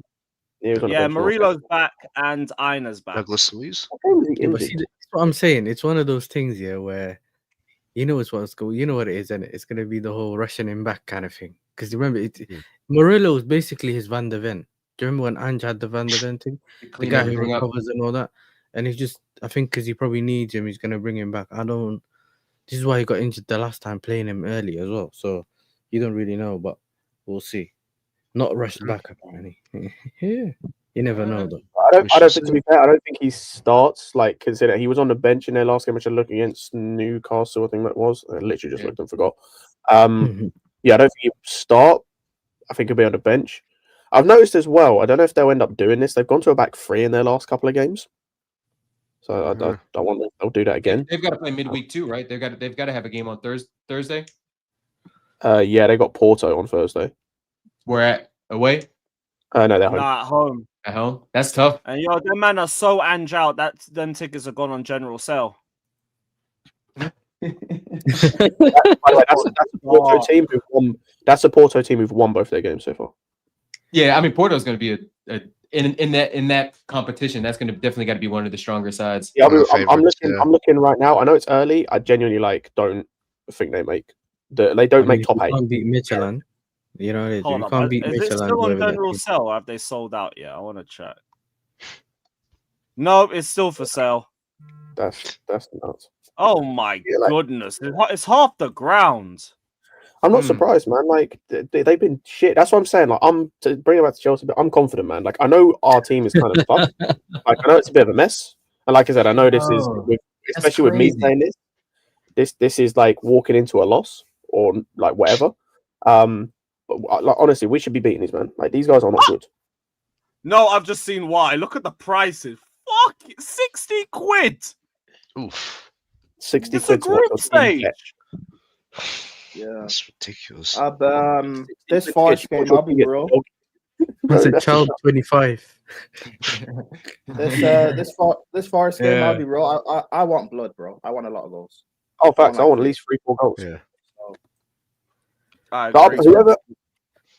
I'll be honest. Whoever starts left wing, by the way, because it's going to be one of the two. Like, take your pick. I don't really care who. I'm expecting them to score this game. Who starts left wing? Hey, they're going to be up against. I don't care. Like, no pride. Like, whoever starts, like, whether it's Garnacho or Gittins, I expect you to score. Listen, Scott. Respect all the animal. Relax. He's not starting. He doesn't play. He's injured. He's back. No, I think he's back. He's back. Somebody in the chat said December. Yeah, I think someone said, yeah. DLP said he's back. He was back yesterday. He's been doing all this press for Forest. He's back. So yeah, ain't playing right back. Garnacho lock session. Yeah, right? Gladly. Just come back all at Aina. Sure. All right, Scott. Yeah, either way, it's still Scott don't respect us. I hear it, man. No, I respect Aina, but like he's just coming back from injury. I think he's a very good runner. I like Aina. I like that. I liked him when he was at Chelsea. Bro, it's Garnacho. If Ola Aina can't clamp Garnacho, that's big questions being asked. It's fresh off the injury table as well. Yeesh. I don't care. I don't care. No excuses, bro. I don't care. Well, I probably would still see that. Even in that Liverpool game, Garnacho was only good off the ball. Yeah. I need easy food, man. Easy food. Instant. We don't win it. It's Chelsea win 4-0. Garnacho gets clamped. Chalobah red card. I'm here for it, man. That's what I need. Oh shit! That's your dream. And then again. By the way, I think the manager should be the last person to get the red card, and then based on a tweet I found, I don't know if someone can corroborate this. It'd be fantastic. Based on this is from 3 hours ago. Other injured players are all fit except Aina. Oh, okay. If he's out, all right. Never mind then. Right.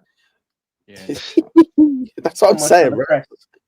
Yeah. So you don't know. I mean, they might because Chris Wood had to go on international duty for New Zealand, so that's Asian World Cup qualifiers, right? So that's got to be a long flight back, right? He probably, I'd say, I would guess it's Igor Jesus to start because I think on the same tweet it says that Wood has a knee injury but should be okay for tomorrow. So I imagine that Wood start on the bench. I'm assuming I didn't look at Brazil's squad once I saw that some of our players.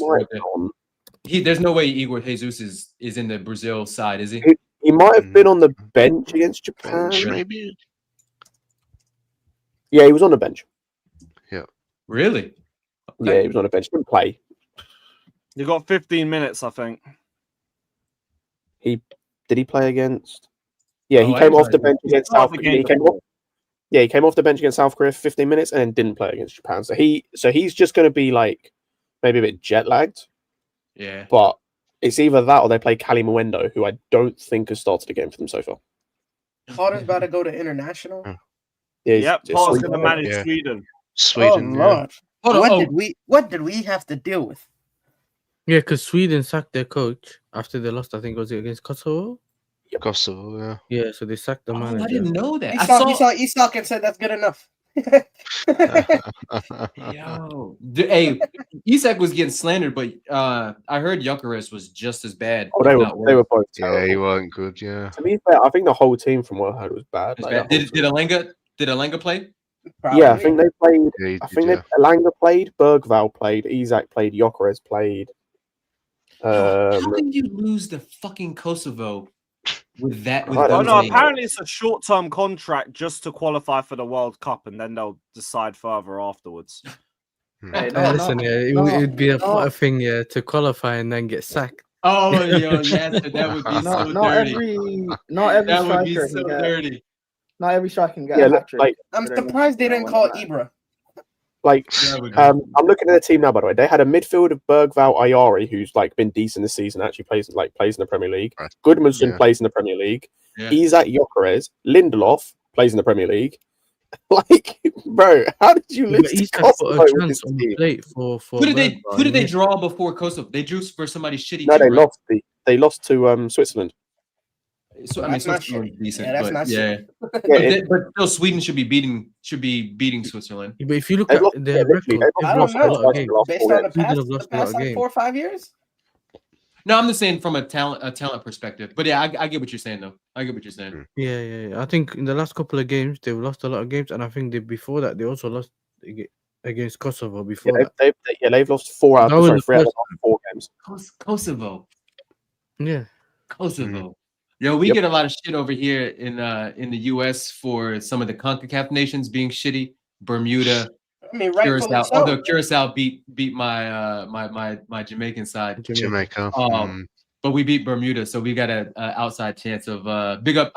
By the way, Whisper, when he came on, was the best player on the and I know that's not saying much, but he was the best player for Jamaica in like 20 minutes. He was did y'all see his goal that he scored versus Bermuda? Nah, but I hear a lot about Whisper.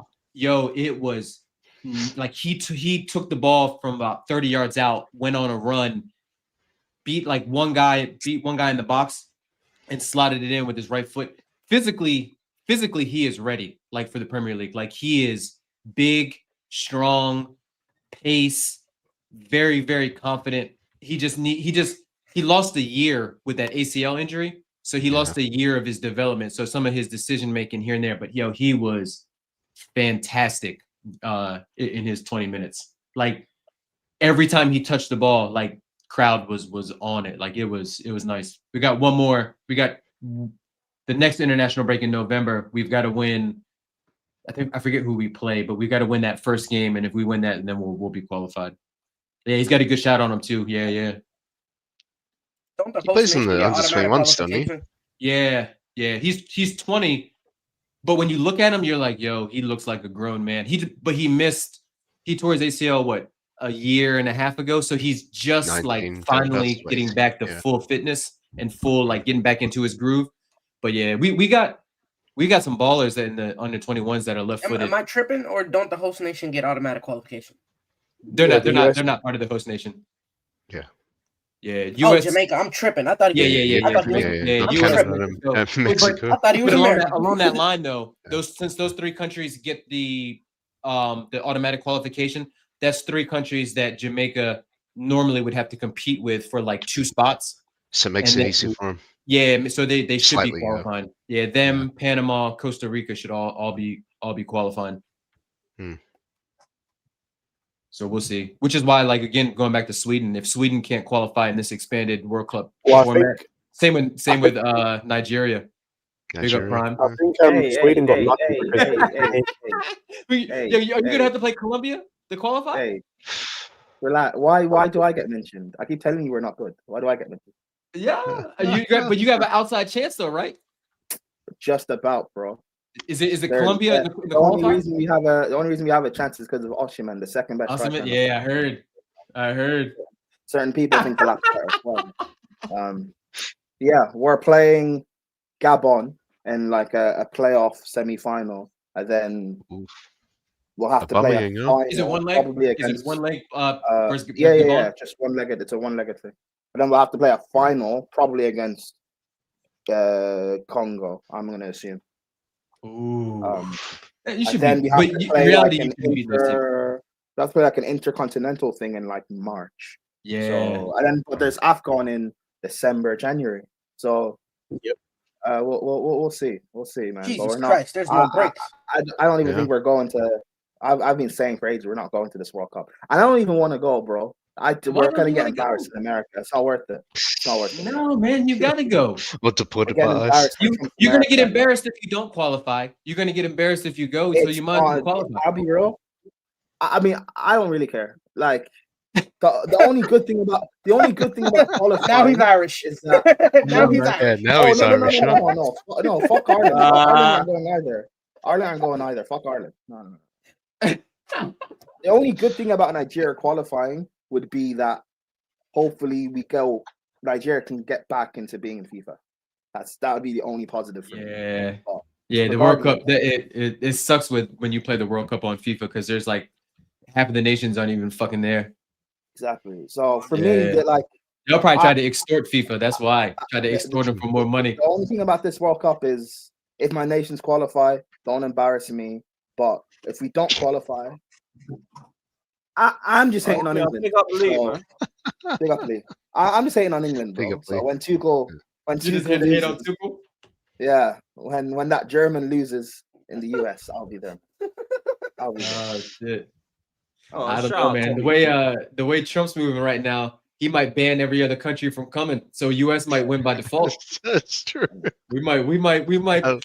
In the summertime, he might be like this. Hey, Portugal still lose. Portugal still final. You trust Poch to beat Ghana to beat like Canada or something? Nah, bro. Poch he's by the way, he's still up. We won't draw Canada because you see, he's fuck Pulisic and he's injured. I was about to say, bro. I saw a tweet that, bro. I think people, it's either in the camp or it's like people that are associated with the US team are pissed. Like he's already back to his terrorist way that is back. Yeah, but to be fair, Australia they were kicking the shit out of Pulisic. Like it was crazy. Like you would think that Australia and the US had some sort of beef the way they were just trying to rough people up. Chris Richards almost got into a fight in that game. And Chris Richards is like chill. Do you know what the funniest thing about this is though, by the way, is I think this is the last or second to last camp they have, the USMNT have before the World Cup. Yeah. He had to play in this camp, even though, like it says here, there was nothing at risk because you didn't pick him for other camps, like the Gold Cup, because you didn't think it was worth it. So he either plays no international football before the World Cup in your own, when you're the host country, because of your decisions, or you pick him when he wasn't fit fully for a nothing game to get him some international. He's going to get picked regardless. It doesn't matter. Of course he's going to get picked, but my point is like it's good for him to have some international football with this manager, before the World Cup. But you chose not to play him in a tournament for no reason, so you play him in nothing game against Australia. That was more on Pulisic opting out than Poch. Poch wanted him to come, but you're right though. If he would have came, then he would have fucked them up anyways. Like he messed up half of our squad. I mean, is anyone surprised? No. When we hired Poch, I mean, not only was I pissed because he already ruined Chelsea and he was going to ruin one of the international teams that I root for, but he's also the worst type of international manager because he's somebody that needs time with his players. And international management is about getting the best out of your players in a quick amount of time, like finding with hardly any training sessions. Yeah, and then like who wants to send their players back? Like Milan don't want to send Pulisic back for him to be running bleep tests every other training session. Gakon tests, yeah, you know what I mean. No one, and the players don't want that shit either. I mean, Weston McKennie is already fat. You know, he came out and the Juve manager was like, we had to get him on a fucking diet. So that's crazy. Slandering your own players for being fat is crazy, bro. No, it makes more sense when you consider the brother's Texan. So he should have been fat before, not after he went to Europe. Yeah. Barbecues, huh? I know, but he went to the worst country in Europe, like in terms of food wise. Like he's over there probably eating pasta and carbing up every fucking day in Turin.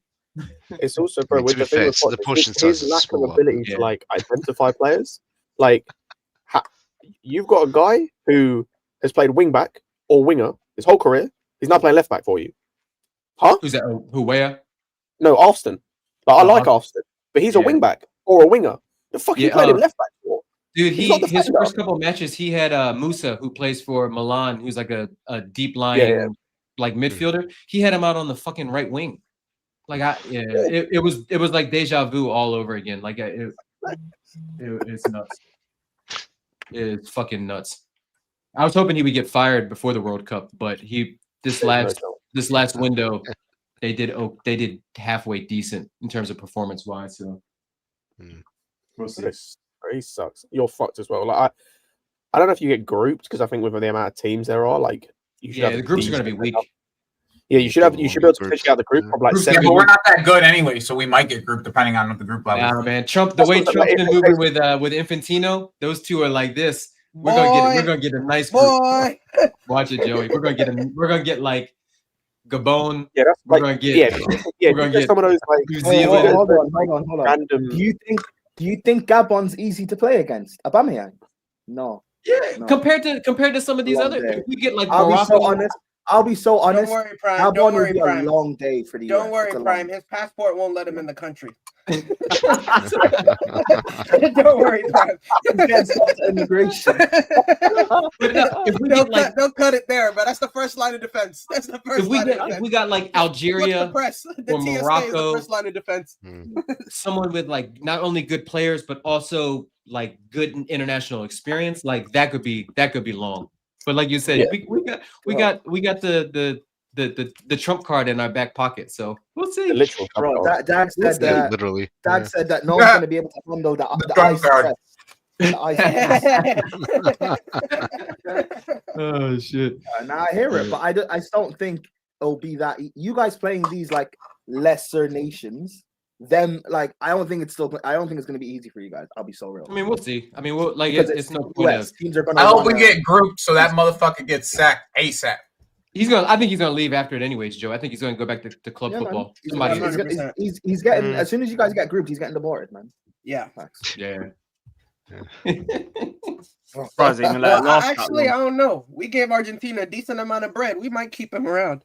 Yeah, that's true. We just gave him like 40 billion. 40 billion. There might have been a Poch clause in there. 40 billion and Poch has got to stay. That would be the worst deal ever. For a president that prides himself on making good deals. That Poch clause is in there. But buy Messi, get Poch for free. Yeah, we're when is that Messi tournament? That's I'm not sure. It's an under-16s tournament, isn't it? Is it? Yeah, it's weird. Yeah. So I thought. There's some Messi FC tournament with a ton of clubs. If it is an under-16s tournament, I like it. That's a good idea. Yeah, that's not bad. That's not bad.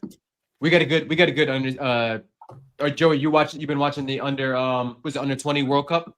Yeah, I've been watching under 21s. Yeah.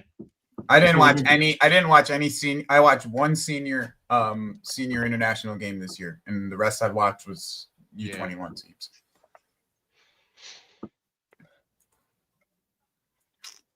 Yeah, shit. Right. Big up every single one of you that's locked in as well. Keep hitting the likes, all of that shit. What else is there?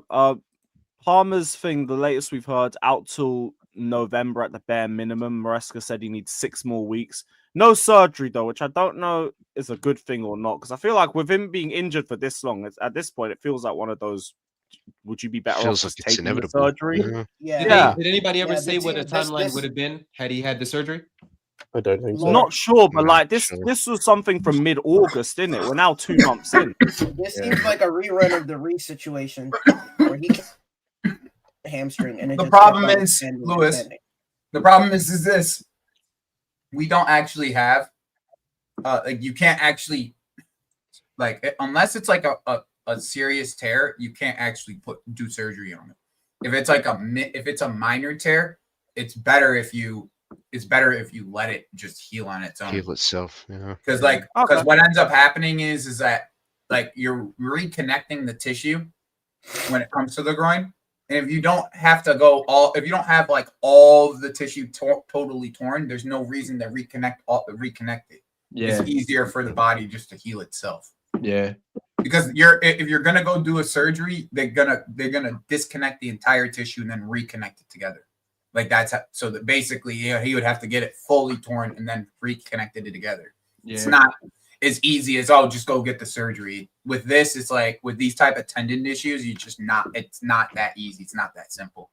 Specifically groin issues. Like that makes sense. It's just is that what happened with Reece then? Is that why it got dragged for so long too?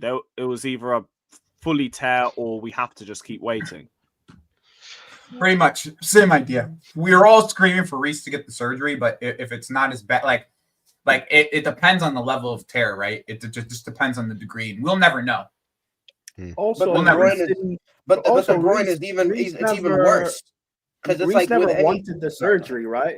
He kept he didn't want it. He did it. He didn't want the surgery. Yeah, I was gonna say, I think that's the other difference as well, is we don't know the severity in terms of like the reason we were getting pissed at Reece is because it was a lingering issue that became like a long-term thing. We have no idea if this Palmer thing is going to end up becoming a lingering issue in terms of like he keeps re-injuring it. I tore my groin like when I was very young, so like I kind of have a good experience on all this. Yeah. I did mine in high school. The one thing Palmer has, same actually. I did mine like the year before high school started, so I was in 8th grade. It was the worst. We had a female trainer too, who was like right out of college, right out of uni, and she used to have to massage my groin before, and I was like 13 or 14. Yo, it was the scare. I'd be like this, please. He was nice too. Like, please, keep it down. Think of grandma. I know. I'll never forget that shit. Like for like a month straight before every practice and every game, I was more nervous about that shit than I was about the fucking game. I was like, yo, please. Yeah, but the one thing Palmer has that Reece never had is that you've got a manager that actually is going to manage the injury. Because with Reece, you're trying to heal naturally. My problem is it might not be the case based off of the type of options he has. Like that's just the reality. Yeah. With Reece, he always had the option of Josh and Gusto. With him, especially I don't mean now because he's talking. Like, it's really the fact. The only reason I say that though, Prime, is that the whole Delap injury. If it wasn't for Delap being injured on top of it, then I would say he could ease him in. But like with Delap also being injured, it's tough. It's very tough. What I mean with Reece, he's had injury problems all his time at Chelsea, and managers have always like rushed him back because we've had to rely on him. We didn't have anyone else. Like but with Palmer, we don't really have anyone else other than Buenanote or I was about to say we got Buenanote. True, but at least with Maresca, I don't think Maresca's gonna do what he can. I don't think he's gonna force him back unless he really needs him. I agree. The next big game we have where we would need Palmer is Arsenal, right? I just think we have to adapt to a 4-3-3. Like we can't. We have to eliminate playing with a 10, go to a 4-3-3, and like play that kind of stuff. Play with that style of football rather than having to play with the 10. Because now that Maresca, in my opinion, Buenanote is just it's a non-factor. He's a non-factor. But now that Maresca knows that it's like what it is, he knows it's severe. Cool. Now he has to change it. And now that Lavia's fit as well, we have the options to change. Remember when we had that conversation when he was signed? What? Wait, sorry, go on, bro.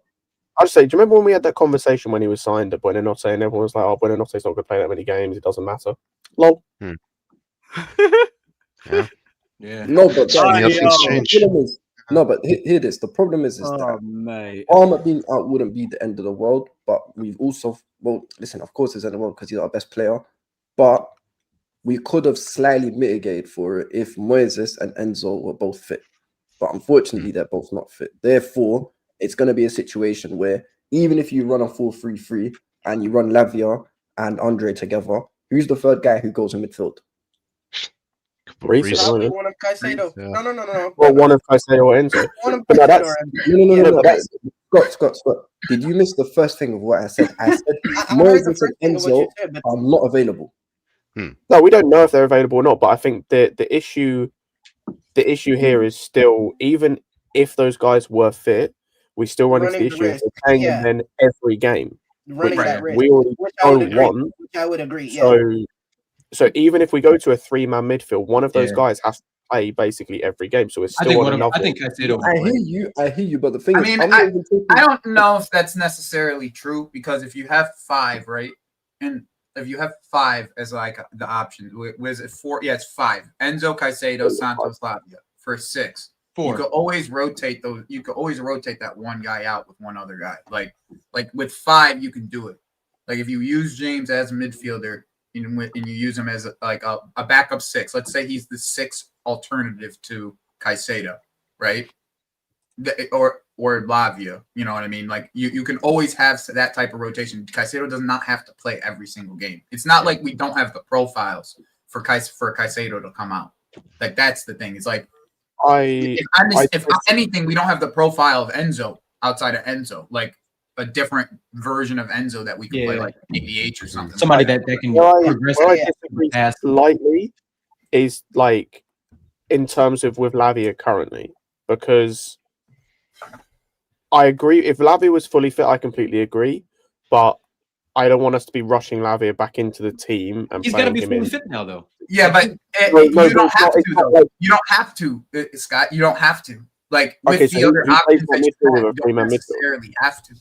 Like that's the thing. It's like I think if we play a 3 with the options that we have, if we play 3 in the midfield with the options we have enough to rotate. Like we just do. We have enough to rotate. Like and once in a while you play a 10 with Buonanotte. Once in a while, you know what I mean? That way, it still, you still can rotate all the way through and still play, with a 10 once in a while against a lower opposition against everybody else. You have the rotation of a 3 that you can go with until Lavia is like enough for 60 minutes. No, I'll be honest. All of this conversation, though, just goes to my point of like this conversation happens because our backup 10 is not good enough. Oh yeah. That's a given, though. Like I think we all. We're having to do this because I'm seeing it in the chat as well. Yes and no. Yes and no. If he uses, let's just say if he uses you, right, then you can play Pedro in the 10. Pedro needs a rest as well. So like, I get you, but he has to use you. He has to use you. I mean, but Pedro didn't Pedro just get 2 weeks off? Huh? Didn't Pedro just got 2 weeks off? Oh, that's true. Yeah, that's true. I mean, I'm not, but we don't know what Pedro's full injury was, other than all he did was we know he asked for a rest. I think Mark Yu has been played now, so I think he will. He has. We can't really send him away now to another team. Yeah, he has to play now. He's broken it. You can't. You know something that I realized. You can't return it. No, you can. That's the thing. We could return it. If I'll send back to Sunderland. Realistically, the way that you could still get rid of you is get him back to Sunderland. Oh, we can. If we created an agreement with Sunderland just for you to come back for 6 months and to send him back, so can I ask a question? You technically could still get you off of the books for the rest of the season. Hold on, Scott. So we send him back to Sunderland. We bring Omega in January, and then we have to buy Strasbourg another striker. Fuck off, man. I was going to say, what would be the point of sending? What would be the point? There is no point. But how many things does this? How many things? How much of their decisions that you've gone? That makes no sense. But Joey, that's decisions they make. That makes no sense. No, Joey, makes sense. So would you be surprised? No, but Joey, that makes sense. The way they act, that makes sense. That makes perfect sense. Exactly, Prime. That's my point. Let me rephrase the question then. What would be the point of Sunderland spending any money? Because I assume they'd have to take wages. What would be the point of them doing that for a 4th choice striker that they didn't play when he was 3rd choice or barely played? He's third choice. He was third choice there. And what if Sunderland got paid for it? Yeah. And his wages can't hold on. You know why it'd be worth it, Scott? You know why it'd be worth it? By the way, because of AFCON, they would probably take the chance. They're going to lose their striker, right? They're number one strikers he's a Spaniard. He's not. I was going to say they're three strikers. The starters are Spanish and French, and the backup is the one. The third choice is the one that's from. Actually, he might even be Dutch. Yeah, they're not losing anyone. Yeah, that's the guy from Ajax that they got when. Yeah, they don't lose anyone. And he's Is it Robert? They got somebody too. Yeah, Brian Robbie. Brian Robbie. Yeah. All those Africans that they have. Scott, my man. I'm gonna just tell you something, bro. Stop trying to rationalize these men's decisions. Just stop trying to rationalize it, bro. Yeah. We've been trying to rationalize it for 2 years, me and you, bro. And like I said, half of them we haven't been able to rationalize. So we just got to stop rationalizing it, bro. Just stop trying to figure out why, because there's no fucking way. I'm going to make on it. If they were to send Hugh to Sunderland, and it cost us money to do it, Fez. Scott, it would cost us money to do it. It would. How much? Hugh and Jackson. A couple million, I guess. Couple million. That would be Hugh and Jackson both not part of the UEFA squad. That would be the funniest fucking thing I've ever seen. That might be the funniest thing I've ever seen. Daniel, the rule is that you can't play. But would you be surprised? But he can go back. The only reason why I would is because it's costing them money to do that. Like when it comes to money, they seem quite mean and frugal. I think that's the opposite. Like they seem quite them spending money to have to send a guy to that club. Yeah, that doesn't make any sense. Do that. Everything else, yeah. Bro, there's not a lot of decisions that made sense. No, I completely agree with you. I'm not disagreeing with that one little bit. Not make sense. I'm not disagreeing with you one little bit. Did not make sense.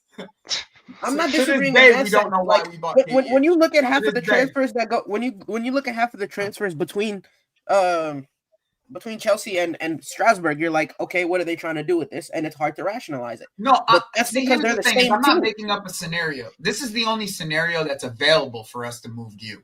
Yeah, if that's what I'm saying.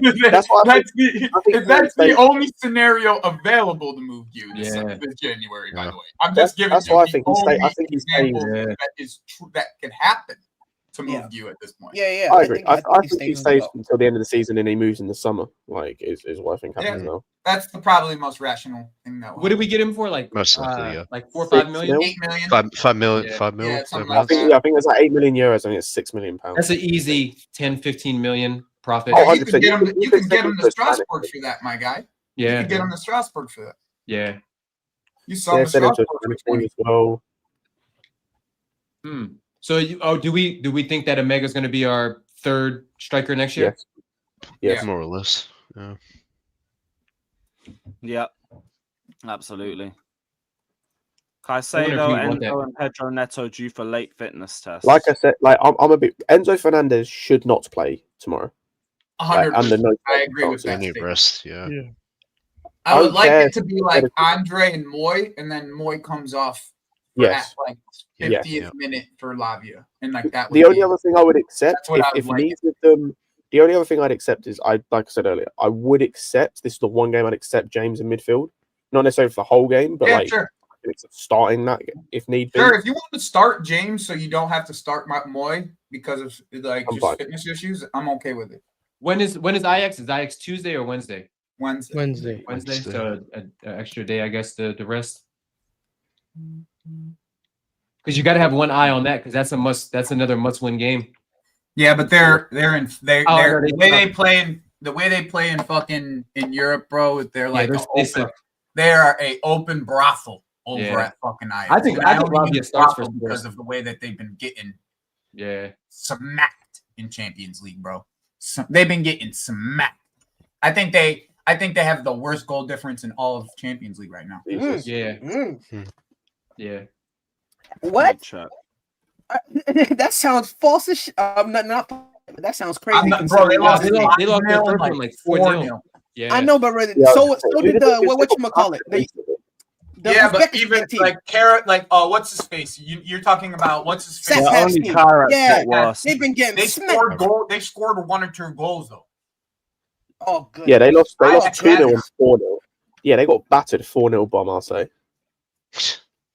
Yeah, but this is the thing though. I was in Holland last week, and everyone that was asking me, well, who do you support? And when I said Chelsea, they're like, "Are you gonna buy Ajax?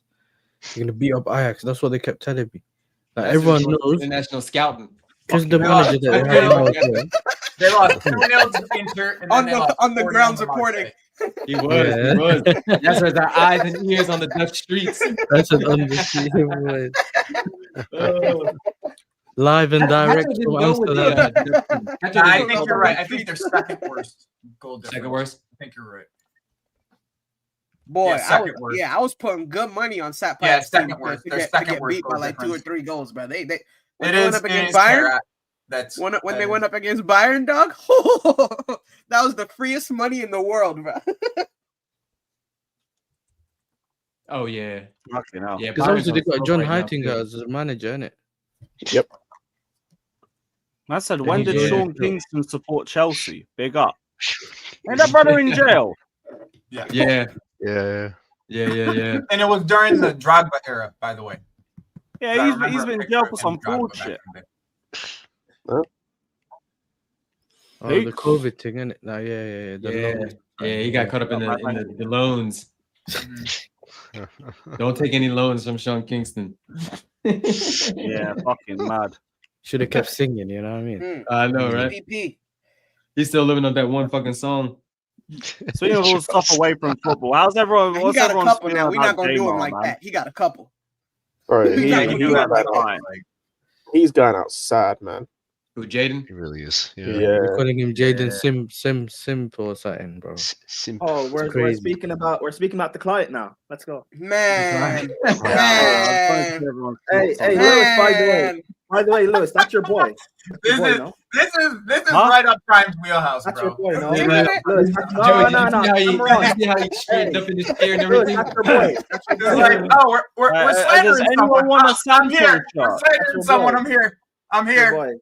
Present.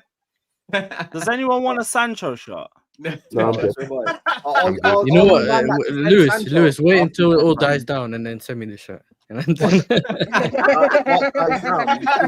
I'm ever gonna drop this? I'm never gonna drop this. No. You have to go find a way to take those letters off the back of Sancho, the jersey. Hey, that's how is it, by the way? Madueke has more composure and shame. At least Madueke actually pays and delivers the money. Yeah, but Sancho, you on 350k, you know. Yeah, just fuck that girl. What's the problem? Hold on. No. He rejected Sancho. Hold on. Sancho was paying. It was the shorty that wasn't paying. Y'all reading this wrong. Yeah. Oh, he didn't pay. Sancho been paying. No, Sancho didn't pay her. Wait, I'm confused. Now you gotta explain it to me. I'm confused. Nah, Dad, he didn't pay her. No, he didn't pay her. No. So Savić was using the girl to book her trips. And so she was supposed to pay the girl to book the trips for her, basically. Sancho was just one of the clients that she met up with because of the girl. Does that make sense? Yeah. So Savić was supposed to pay the girl for sending her on the trip. That to London and all that. Yeah.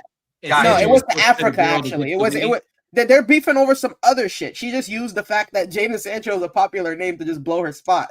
But she was supposed to pay for a trip to Africa. That's what I was saying. Yeah, he just got used. He just got outed. If Sancho is your number one client. No. Listen, Sancho's bread been good. Don't get it twisted. Hey, Dad. I'm glad I got the clarity. Dad. Yo, you know what? Though, you know what it was, Dad. saw all this, but I saw it and I'm like, bro, this international news bullshit. Like, I ain't gonna read all this or watch this video. I'll just wait for people to explain it to me. You know what I'm saying? Shout out TikTok. Shout And out I TikTok. just was They'll like, get I'm like, sorted. I'm like, yo, I'm like, I'll just wait because I do not know what's going on. Until he just told me, I had no idea what was going on. I knew there was some shit with Sancho and escorts. That's it. That's all well and good, bro. You think I care? I'm gonna slander anyway. I don't care. Sweetie needs to fire. Fair. Nah. We know you though, Brian. I don't care. Listen, slander the pimp. Oh, Sancho, okay. I don't care, bro. I'm slandering. I don't care. That's your guy. That's your guy, bro. We know that, bro. We good with that. I get that. Justice for Jamar. That shit's funny as shit. You went and got the jersey. You know this. I think the Bournemouth. 3 games told me a lot of dreams. Did Chelsea come out with new gear? Not to my knowledge. Guys, I'm happy this is not happening when he's at Chelsea. Yeah, it's Justin Villa's problem. Guys, imagine we had lost to Liverpool and then all this gets released, bro. Yeah. Maybe this is why we pushed Jackson, Noni, and Sancho out the club. Yeah, man. All of them at the same time. Yo. They were too worried about the wrong things. All the fans were at the bridge, though, man. I think you might get tagged next. I ain't gonna lie to you. The photos was at the bridge. The photos was at the bridge. There were some addies at the bridge. The club knew that one that of just these. made. If you don't know what Ruby Rose is on, I don't know what to tell you. Nah, the club knew one. The club knew one of these three would corrupt Esteban. That's why Nani had to go. That's why Nani had to go. That ass. Nah, that ass. No, Brian, you're so right about that. That's why Nani had to said go. one of these 3 guys is gonna corrupt Esteban. Wait, so it's probably your boy Prime right now, bro. Prime is your boy. Church boy You remember the photos coming out with all the new signings? Yeah. With the bully era when they were having like birthday dinners and shit. Hey man, those parties might have been a little something else. Yeah, but hey, you know what's crazy though? Jackson, you could have just paid faster. That's the crazy thing. He probably did. What are you trying to do? He probably did. He had to learn. Maybe he did. He had to learn. That was his first season. He had to learn. He had to learn. The man had to put their arm around him. Mandems had to put their arm around him. What you saying, by the way, again, Sancho checked him and said, "What are you doing, bro? Just pay." What are you doing, bro? Pay. That's to earn his playing time, bro. It's paying time, bro. I've got on speed dial, bro. You want a number? I've got on speed dial. Paying time, bro. It's crazy, bro. Oh shit. Oh shit. Bro, I saw a comment on TikTok that said they turned Stamford Bridge into a brothel, and I was dying. Yeah, bro. I was fucking dying. I was fucking dying. You see what? You see what CB said about how now all the baddies are gonna go to Tottenham and fucking. Hey, I know. We lost it. Yeah, match I'm not fans. gonna lie. The best bit of content I saw this international break was CB's video on the whole Jaden thing. Yeah, I swear, I laughed the entire. Pull it up. Lewis, I laughed the entire video, bro. I gotta give CB. Yo, me and CB, we cool now. We didn't see eye to eye back in the day. We cool now. That it was the best content I saw. All fucking all international. Lewis, go to his Twitter. It's all up there. Nah. CB's content for a look now. When he was with Mad, bro, that shit was hilarious. Oh yeah. Matisse, that shit was hilarious. We can't hear the audio.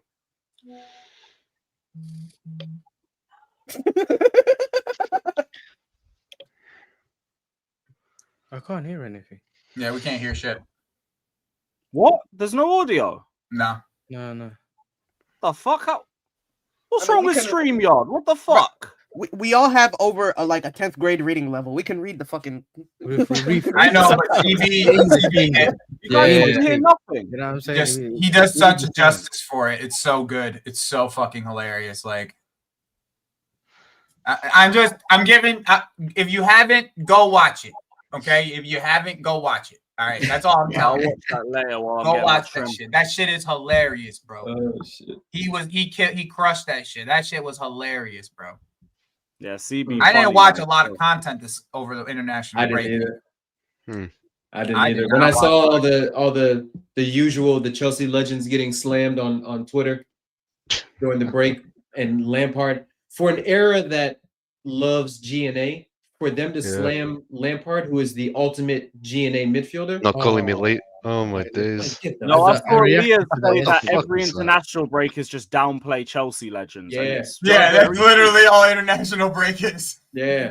Literally the only thing international break is. Let's see how we can downplay what Drogba did for his career. Yeah, this striker here is better than Drogba. Yeah. Do you guys want to know what I think about the Lampard thing?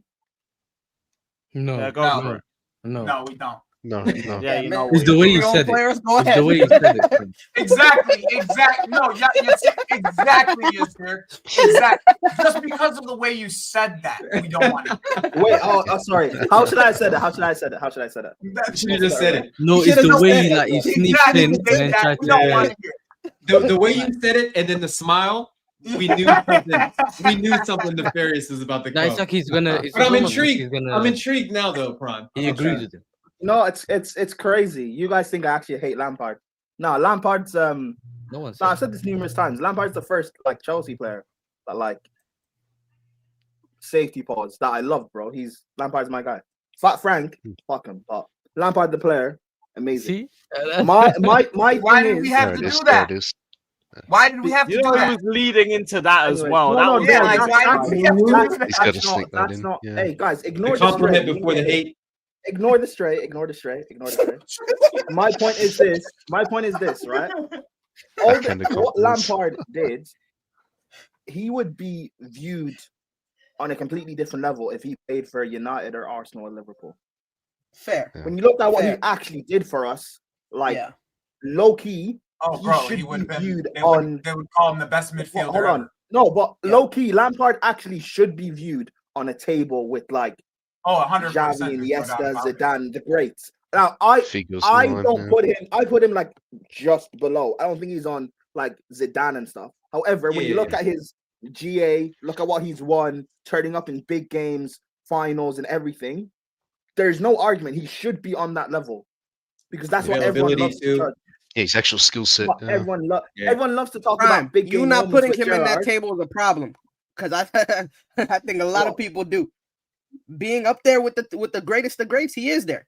He is there. No. I mean, if Zidane sits at the table, I think Lampard is maybe just below. However, here's the thing, right? I think what he's done, he should be. There shouldn't be an argument about whether he's there or not. But the fact that people think he's worse than Gerrard is crazy to me. Because all the things Gerrard did, Lampard has books on that he's done, bro. Turning up in a Champions League final and all this stuff.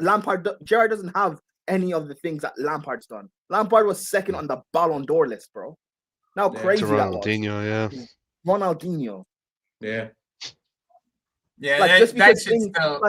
Just because England are Lampard's year, I'm a big Ronaldinho fan, but that Lampard year was nutty. That's what he did. It was. Yeah. It was fucking nutty. You know how difficult it is to consistently get 20 goals to outscore strikers season. Yeah. When you don't play, by the way, right when you don't play as a 10, he wasn't playing as a 10, and you're consistently getting. Sitting here just doing the job Pedro SBC. Liverpool fans love to reference that 2 year period where Gerrard played as a 10 behind Torres because Liverpool got two good midfielders in Xavi Alonso and Mascherano, and Gerrard had to get out of the midfield. Yeah. Lampard never played that further forward. Lampard never played as a 10, really. He plays an 8, and then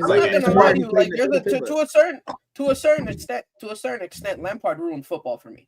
Because then when no one is getting fucking 5 goals a season, I'm like, y'all niggas is ass. Y'all suck. Y'all are shit. Yeah. Nah, but we did have a couple seasons of Mata playing No. As a 10. I'm talking about. I'm putting it into comparison. Hold on. I'm putting it into old man Lampard, so that's fine. Yeah. Lampard playing deeper makes sense at that age. He has to. Yeah. But that's what I'm saying when in terms of when you're judging these players, the only thing that you should the biggest metric that you should have is how did the people after him perform. That's the biggest metric that you should have. If you're doing some shit that people can't even replicate, bro, you're up there. You're I up look there, at it. and it can't be I look at considered- it like can't be considered as anything less. I look at it like the midfielders that Lampard played with were world class, and he was the best out of all of them. And I'm talking about Ballack, I'm talking about Makelele, I'm talking about Deco, I'm talking about Essien. You can go on and on, like all those guys right You're not there. going to mention John Obi Mikel. Okay, cool. Yeah, Mikel, all those guys, right? Like Now he those wants guys to be are- Nigerian. I see what you did there. I see what you did. Now he wants to be Nigerian. All those guys. I remember when we got. I didn't, Dag. I have not remember ripped when off my we signed passport Deco. yet. Relax, man. The And people passport's were still like, there.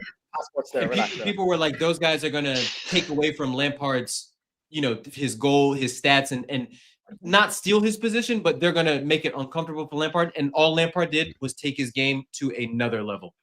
Consistency to another level. Playing- Yeah, and by and the his way, availability, always there. And Lampard did that, by the way, playing in all these different systems. Yeah. All these Absolutely. different managers. Played in the people diamond turned under up. Carlo.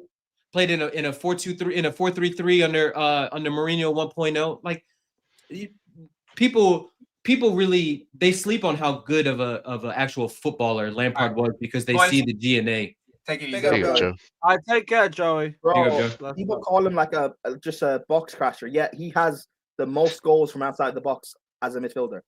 Yeah. Like he's top 10 for goals in Premier League history. Do you know, like if this was a Man United player, people would accept him being in the Premier League goal conversation. But this was Man United or Arsenal. I would want to agree with you, but bro, the way that they don't ride for Rooney, I don't even know.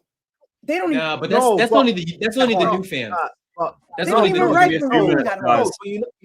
You know why I know they would? Because Lampard was actually tapped. What he did as an Englishman as well. If this was United, Arsenal, Liverpool, people would, because I hear Liverpool fans say that Gerrard is like in there for the conversation of Premier League goal. I hear people say that. I hear people talk about Scholes being the best ever Premier League midfielder. Which, by the way, I have a bias towards Scholes. I love the guy, so I think Scholes is a bad boy. So I have don't let his shit punditry take away from the player that Scholes played behind the striker. Then he started moving back. Scholes was a bad boy. Was a bad boy. He was a dickhead. For people to like, people talk about Lampard couldn't play the balls that Gerrard did, and I'm like, do you not watch Chelsea? These guys are dumb. Did you not see the goal that Ramirez scored in the Bernabeu where who played that pass where he chipped him? Lampard, reverse the ball, The Drogba's goal in the first leg. Who played that ball to Ramirez?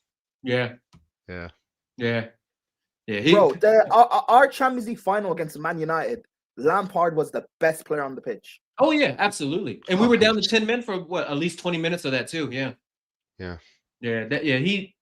Ridiculous. It's just that generation. Everyone always looks at that generation because England failed with their supposed golden generation.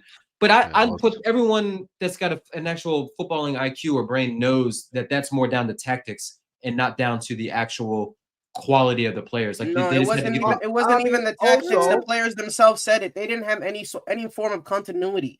They didn't have any form of chemistry. Like it was not even their media. That was the players themselves. They've come out now in droves and all said it. I'll be real. I think that the continuity thing is kind of bull because those guys played together for like almost a decade. I think the big problem is that people talk about England's golden generation, but during that time you had France, Brazil, Italy, early 2000s Brazil. You had France. You had late 2000s Spain. You just had better generations, and that's Italy. It. Like Italy had a world-class defense. Like England now, right? Everyone talks about how great England are right now, right? But England now, you have to compete with an Argentina golden generation, a France golden generation, Italy that won the Euros with their world-class defense. You have better teams out there, and that's okay. Arsenal. I beg to differ, Brody. I beg to differ. That England generation was, bro. Those players were up there, brother. Those players were up there. They were all-timers. They were playing against. Listen. I'm not saying they weren't playing against world beaters and all timers, but they themselves, in their own respect, were world beaters and all timers. Right, but they were. But those players aren't as good. That golden generation isn't as good as Brazil's golden generation. Isn't as good as France's first golden generation. Like as good as Lampard, Scholes, Gerrard. That's Ronaldinho. That's prime Ronaldo. Yeah, that's Cafu. That's Dida. That's who is the left back? Roberto Carlos. That's Kaká. Like as good as all those players are, and as much as I love Lampard, none of those guys are as good as prime Kaká. Like that's the thing though. Like that's a fair point, but like England still had the best player. That prime Kaká still ended up losing with that team in AC Milan to Liverpool. Yeah. That and prime Kaká. Then they beat him 2 years. They beat him a year later. That prime Kaká was Kaká because of what happened with Kaká at Real Madrid and his body failing him. Yeah. People forget how fucking good Kaká was. Kaká was one of those players where if you put him in the modern game now, he would fucking kill. He's World Player of the Year, so like that says it all. Yeah, like he was Ballon d'Or winner, like he was one of the best. Let's not pretend we didn't see England face these other generations. They played them, and they weren't better on the one-off. Yeah, they couldn't match them. It is, and it's okay to accept that we were good, but you're just better than us. It is, and that's all I'm saying. That's all I'm saying, Daniel. I'm just saying that England team. Really, really good players, really like fantastic. But I'm just saying their golden generation isn't better than other countries' golden generation at that time. At that time.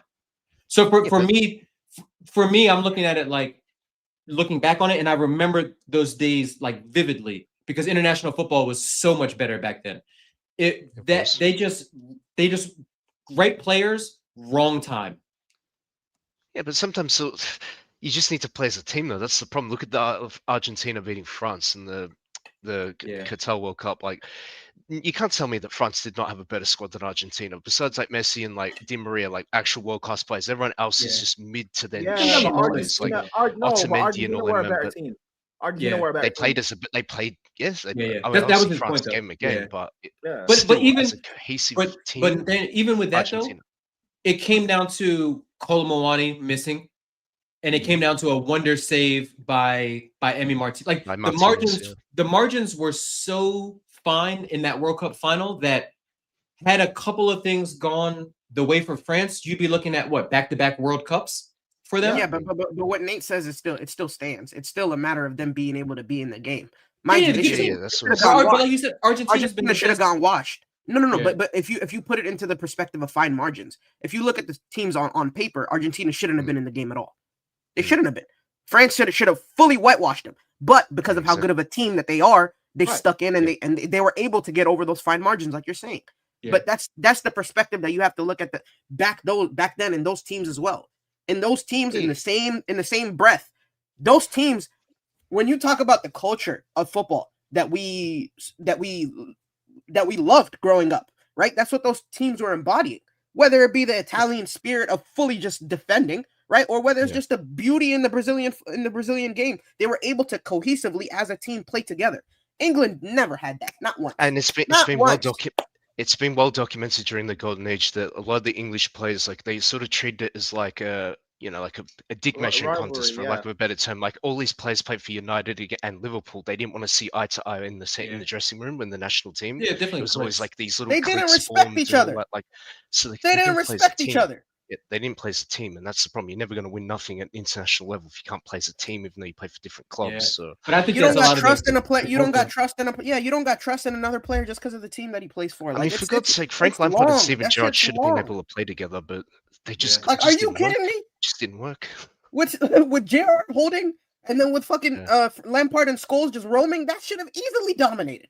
It should have, yeah. But Gerrard though, like part of the You mentioned that Champions League final. Like Gerrard is not as good as Gerrard was, and believe me, when he was linked to Chelsea, I was through the fucking roof. One, because I knew it would make us a lot better club, but also because I knew the crash out, and ultimately Liverpool fans did crash out. That's why Liverpool fans, as much as they support their players, they will turn on their players in a fucking heartbeat because they egged his house. They showed up there like every morning, like taunting their fucking club legend. But he's also Gerrard, like positionally, when it like discipline with him, like he has a lot of Bruno Fernandes to his game where he likes to pop up here, he likes to pop up here. Don't get me wrong, he's a lot better than Bruno, but he pops, but he likes to. I make the argument he's like final form Bruno. Yeah, which is like Bruno's not a bad player. Like don't get me wrong, we don't hate him. Yeah, but he's just not a very like. I'm with it. You need him to be. You like that's why Liverpool's best midfield came when they had Xabi Alonso and they had Mascherano, because those guys gave Bruno you gave Gerrard the free roll, just like because United, those guys are smart. Just like United when they had McTominay or Fred and Pogba, and you let Bruno just go, it works. Yeah, but for England, you can't let Lampard be Lampard, but let Gerrard be Gerrard and have no one to sit. They needed somebody like Carrick, Carrick to just sit there, control the tempo, clean up.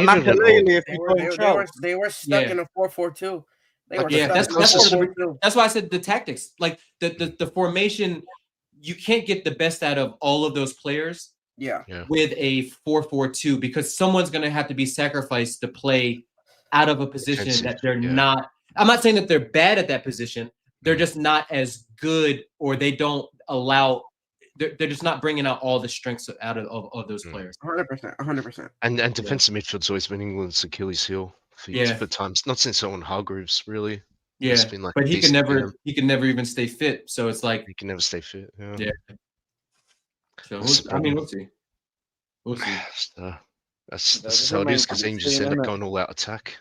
Just go all out attack formation and line up. Try and outscore your opponent. Yeah. Which, as Prime brought up, like when you're going up against like Prime Brazil with their forward line, Prime France with their forward line, even the Germans as well, and the Dutch always produce quality forwards. Like the Dutch at that time too, like 98 through like 2000.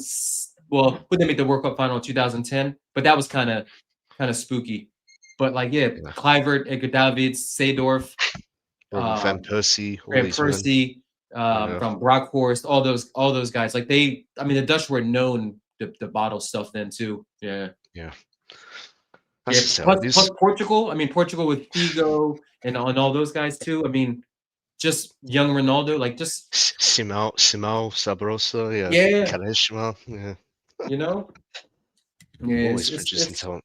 That's the thing. I'm not gonna lie to you. The before this current golden generation, England were dog shit for the past. Like they had a 5-8 year period where they were ass. They weren't good at all. Absolutely. They weren't, more or less. But this is the one they need to capitalize off of. This next one, this is the one that they have to capitalize off of. With Tuchel, you have arguably one of the greatest tournament managers. You have to capitalize. You have to. This is the same selection he goes with. I know. The team selection I don't think was ever that big of a problem. I don't think so. One or two players maybe a bit iffy that he's picking, but I know what you mean. Like you're not seeing a situation. You're not seeing a situation where Foden is being fiddled into a team that he just doesn't have a position for. You feel me? Like and listen, Foden is a great player, but he has so many deficiencies that on an international scale, I don't know if it's gonna work. I don't know if it's gonna work. He needs the right environment. Same with Bellingham as well. Yeah, but I actually depends. It depends in the way you use Bellingham. That's what I'm gonna say. Bellingham is so versatile that you can't give him you can't give him the opportunity to make his own decisions, if that makes sense. Like if you box him into if you put him into a position where I need you to just clean up and protect, or I need you to do the ball progressing, if you leave him into that certain scenario, he would be fine. But when you tell him to do everything on the field, he's gonna get lost. Same way Caicedo did with Pochettino. Like you have to give these players direction. You can't just let them figure it out on their own. England needs his athleticism too. Like he's 100%. 100%. If you have Declan Rice and Jude Bellingham in the midfield, that's you don't lose many battles. You don't lose many battles. See, I think Adam Wharton with his passing and playmaking from midfield, that's what we need, but he just doesn't seem to pick him. Yeah. I think that's the cost. That's the cost of playing for Crystal Palace. Yep. That's the cost of playing for Crystal Palace. That's why you make sure your next move ain't United either, because no one's respecting that shit. Yeah. United gets you eyes though. It gets you more eyes than a Palace. I hear it, but like if we're saying he's not getting in because he's playing for Palace, like playing for United isn't going to give you the same either. Struggling and playing, I hear you. I hear you. Struggling and playing for United won't help you. I hear that. But if you're a part of that turnaround for United, you're gonna get. And there's United pull, isn't it? And there's United's pull. Like, that's what still entices people in. Let's hope that never happens. I hear it. Let's hope that never fucking happens. But even if it does, it's going to take a while to get there, so I wouldn't concern myself too much with it. Yeah. He needs to choose his next move very carefully, very wisely. I feel like Liverpool is sitting very pretty for them. Liverpool is sitting very pretty. That's where I would go if I was him. Yeah. You partner along Gravenberch. You take over McAllister. You're perfectly fine over there. Yeah. Big up Christopher as well, saying, I won't lie, if both are able to start, I wouldn't mind seeing a Lavia Andre Santos pivot against Forest. I think that's what we go for anyway. Just with the doubts over Enzo and Caicedo, you might see one of them come on in the second half. Lavia, Andre Santos, and Buonanotte is the midfield. How the mighty have fallen. How the mighty have fucking fallen. How the mighty have fallen. My goodness. I'm cool. Listen, I'm cool with Lavia. I'm cool. I'm cool. It's just the Buonanotte part that fucks up. Santos is good. He's been doing his job. I haven't seen anything that mesmerizes me yet. I'm not nervous. I thought it was good against United, but you just don't notice it down to 10, and it's just one because there's too much problems going on in other areas of the pitch. Yeah, but I thought it was good in that game. I'm fine with that. Like Buonanotte, Garnacho, and Gittins in the attacking midfield positions, where it's like, give me Caicedo and no. Give me Caicedo for that first half. For me, only a lot because we only need them for 45 in that game and Ajax. Yeah. And then after that, Sunderland at home, like we've got a really good run coming up. Yeah. We just need to not waste our chances against Forest. That's all. Play Guy at the 9 and Pedro at the 10. I don't know. I think one of those games you have to try it. But I don't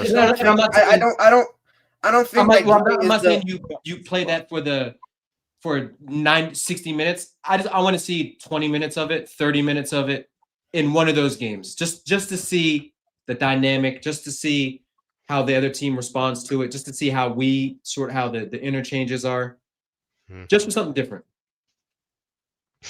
I see two players that just drop down trying to collect the ball.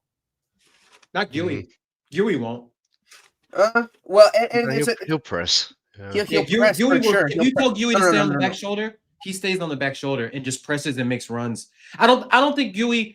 To me, Gui's not a traditional Spanish forward in the sense that he's good on the ball. Like he's okay on the ball. I wouldn't say he's bad on the ball, but I think timing of his runs and all that. Yeah, I think he's very like Torres to me in the sense that not with the pace that Torres has, but he's very back shoulder. I'm going to be a nuisance. I'm going to chase everything down. I'm going to press. I'm going to work hard for the team, and I'll be in and around the box to score. Like I don't think he'd be a scorer of great goals. He'd be there to get like ugly type of goals. Header here, a tap in here, cause some mayhem and things like that. Just a poacher in the box, really. Yeah, Fox in the box. Listen, I agree with everything that you're saying.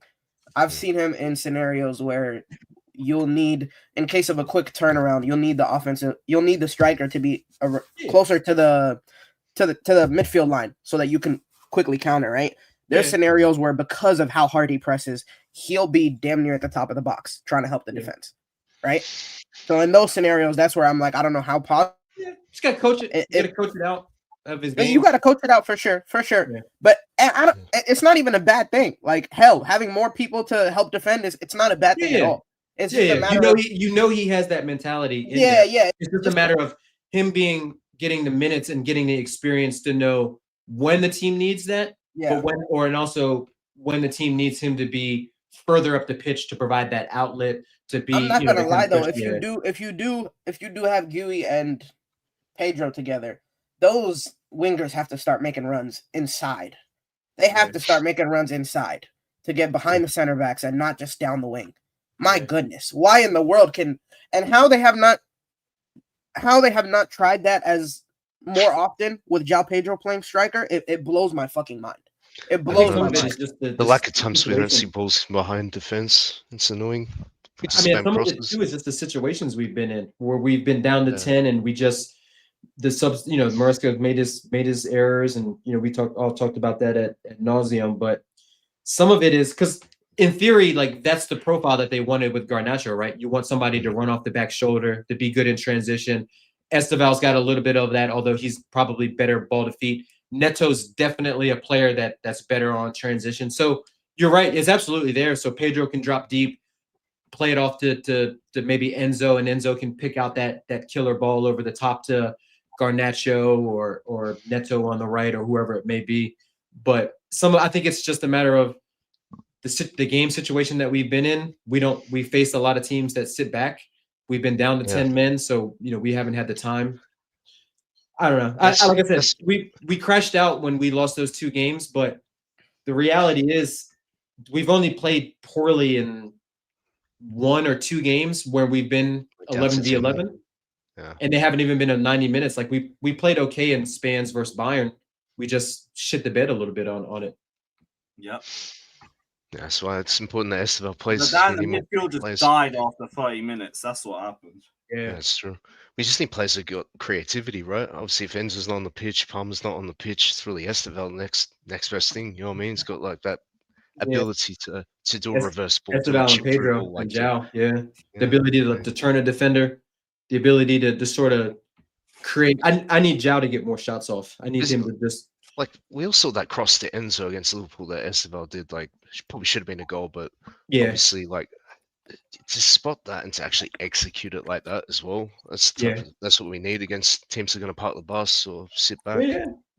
Yeah. So, regardless of whether it's Garnacho or Gittins on the left, like, as long as Esteval's on the pitch, at least we have a bit more chance to create something. But I mean, hopefully Garnacho is a little bit more match fit.